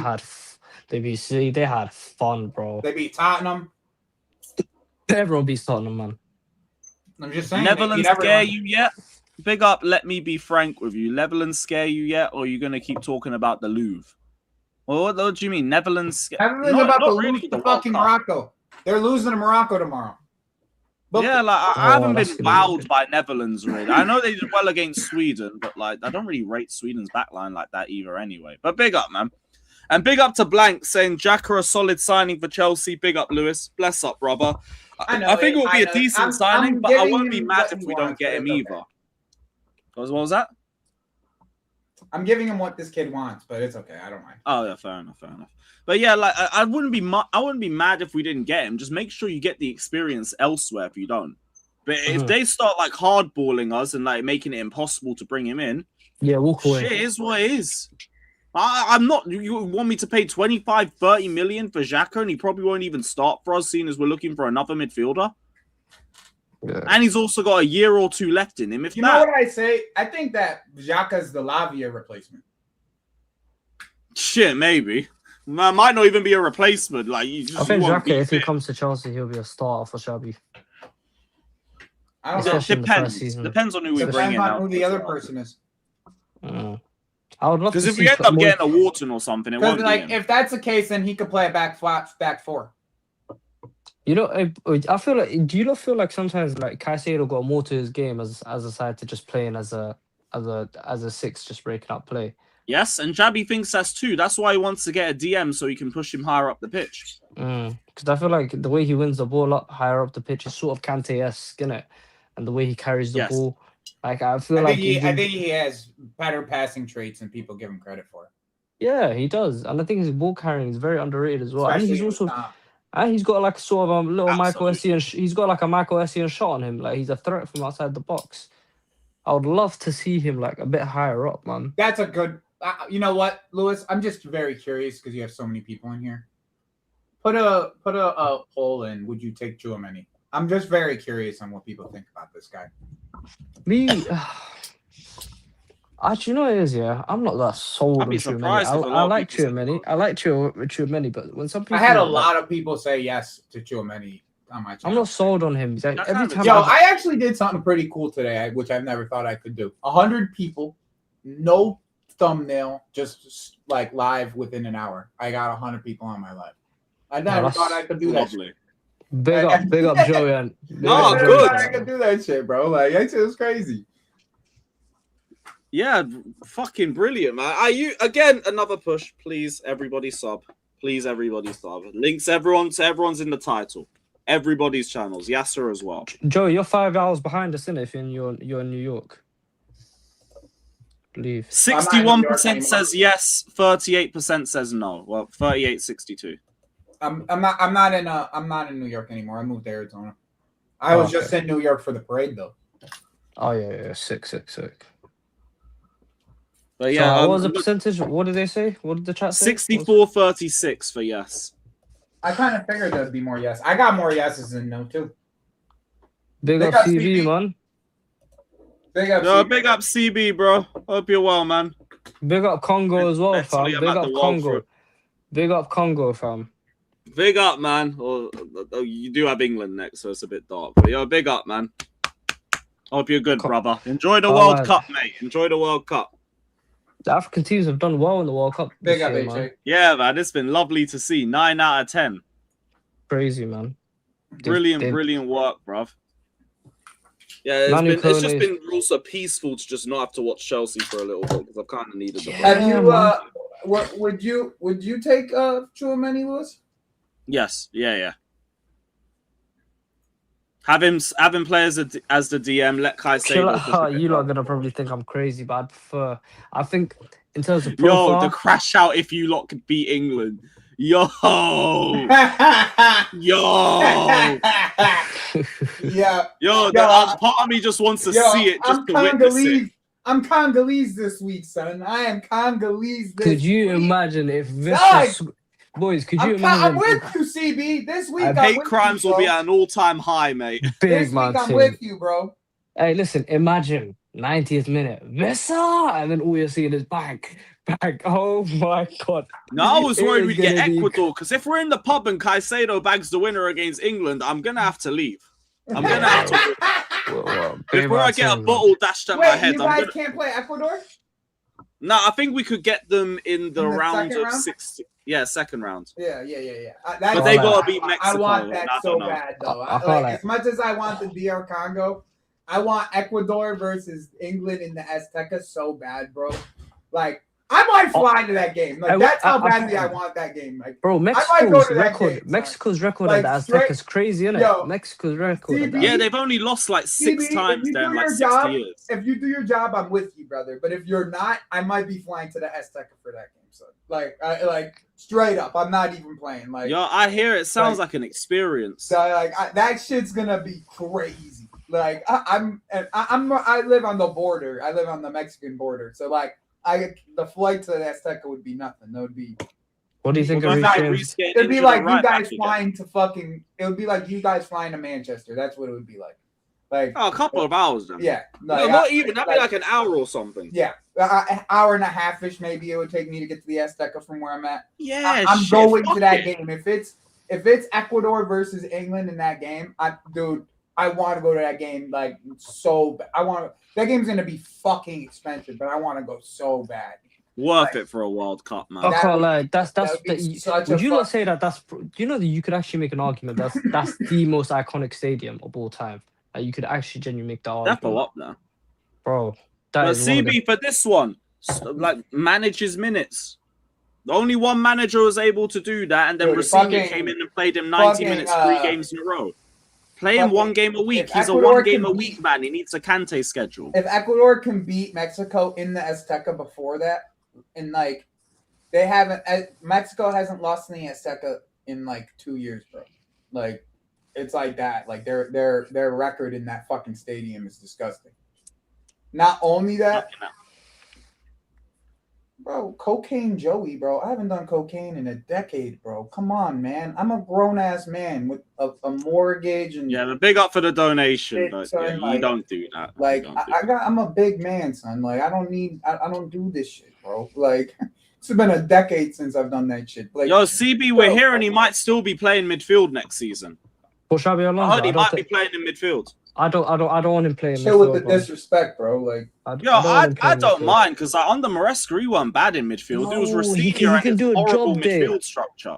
Nah, bro, he can do a job there, Lewis. Brother, we battered PSG with Reece in midfield. I know, and we done well. Reece got a man of the match against Arsenal in midfield. I know, he can do a job there, but over the course of a whole season, I don't want. Look at that stat. It's been a crazy. Not to say he'll be there every game. It's been way longer than I thought, bro. It's been way longer than I thought. Fucking hell. Yeah.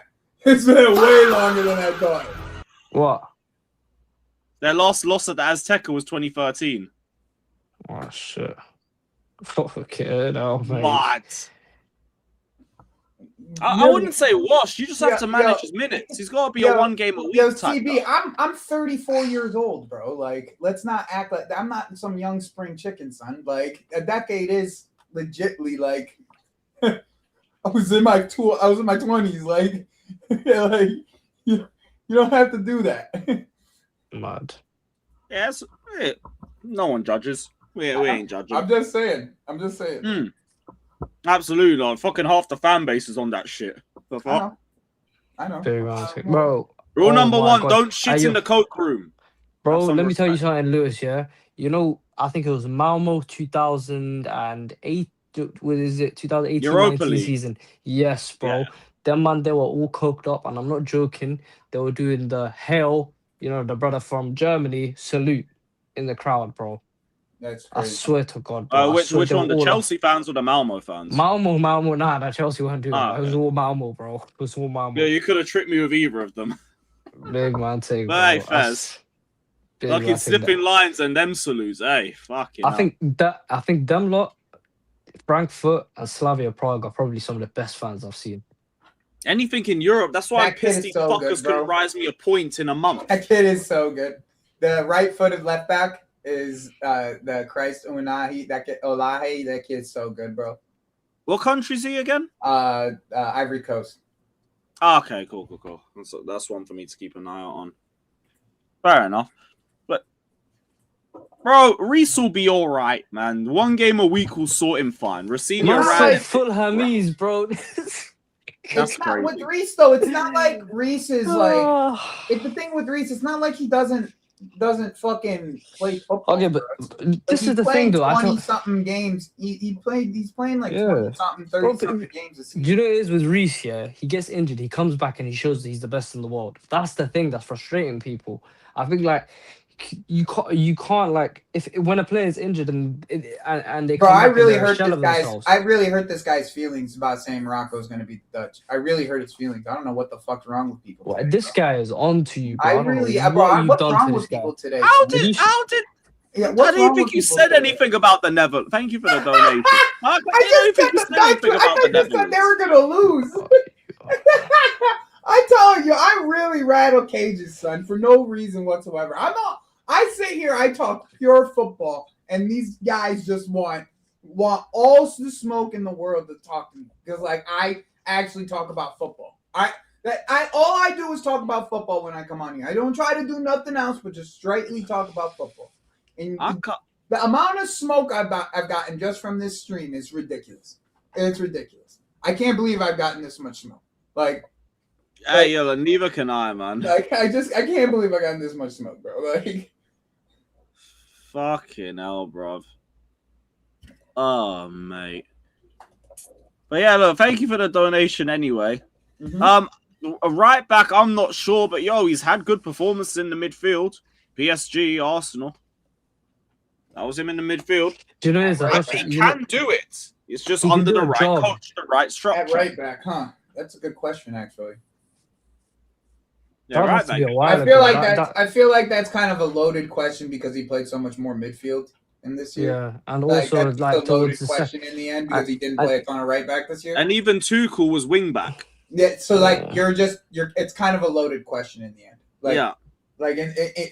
No matter how you kind of put it, it's a loaded question. Like, because he didn't play right back that much this year. Like, he played more midfield than right back. Bro, I think someone just said Reece better learn someone said Reece better learn the right centre back as P-role. Bro, oh my God, he could actually play that role perfectly. I could see that. Amazing. Right side. There's reports that Palestra might start for us. Yeah. Dude, Palestra is super talented, bro. Super talented. How's his end product in the final third in terms of crossing? His crossing is 10x what Gusto's was. 10x. Okay. 10x what Gusto's was. How many the numbers don't lie. And he gets into attacking positions well too. How many levels below Reece would you say?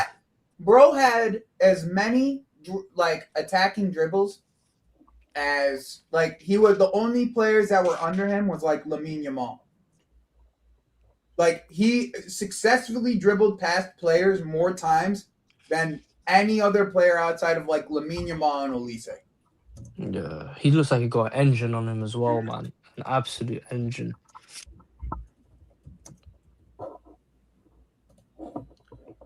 In terms of how many levels below Reece James would you say his crossing ability is? Or would you say it's on par? I can't say his crossing ability is as good as Reece James. I just can't say that. I'm not gonna go that far. Okay, fair enough. But it's still very good. That's good. That's exactly what we need. What do you lot think about Maxi Araujo? I forgot to ask you. I'm not the biggest fan. I'm not the biggest fan of anybody from the Portuguese league. Let me just put it that way. Like, if you come from that league, you gotta go somewhere else. Prove it to me there. Like, their stocks are in the mud. That league. Like, their stocks are finished. How many men have fucked up from coming from that league, bro? Darwin Núñez, Victor Gyökeres. Yeah. Oh my god. Yeah, are you having fun talking to yourself, Mavros? That's Josh Chronics. Because that's the same thing he said an hour ago about what was it? What was that winger you were talking about? Forgot the name. Manzambi. Yes, that's it. And I'm 10. My bad. Yeah. Yeah, it's the same thing he said because I track him back. Yeah, it's the same. He's on a burner. You fraud. Lewis, did you That's renew the your same season ticket? script. Lewis, did you renew your season ticket? Yeah. I got that sorted. Good. Man. Got that fucking sorted. We've got a ballot coming in for membership holders next season, so it's going to be tricky, man. But I'm going to get my hands on the Arsenal ticket. If you need tickets and I can't go, I can sort you face value. You know what it is. My boy, love for that. I man. just wonder.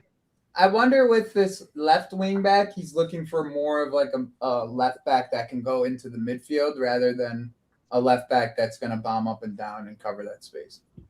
I don't know, because from what I'm reading about Chavaria, he tends to just hug the byline a lot.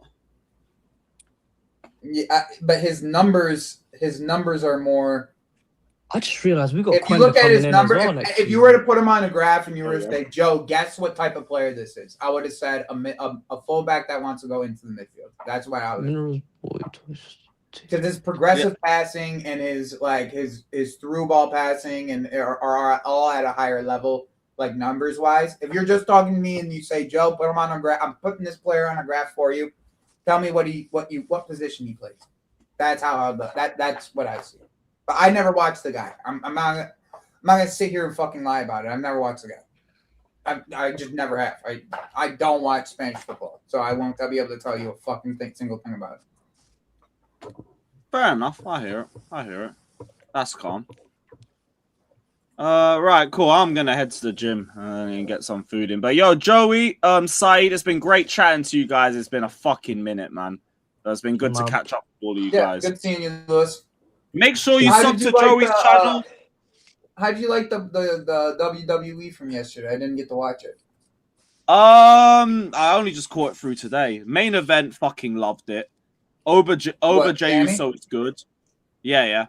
The women's Queen of the Ring final. Trick versus what's his name? Trick Williams match was good, and yeah, that was a decent show. Yeah, right foot, left back. You go late, so it's empty, and I have to wait for people on the machines. Tactics, bro. And I'm nocturnal as a motherfucker. It suits me. But yeah, big up Joey, big up Saeed. Yes, you also got to understand. You also got to understand Lewis's sleep schedule too, for that to make sense. Yes, late as a motherfucker. Yeah, so it suits me perfectly. But yeah, you man, take care. Have a lovely night. Big up to the chat. Good to lock in again. I will see you. Love soon. Joey. Love Lewis.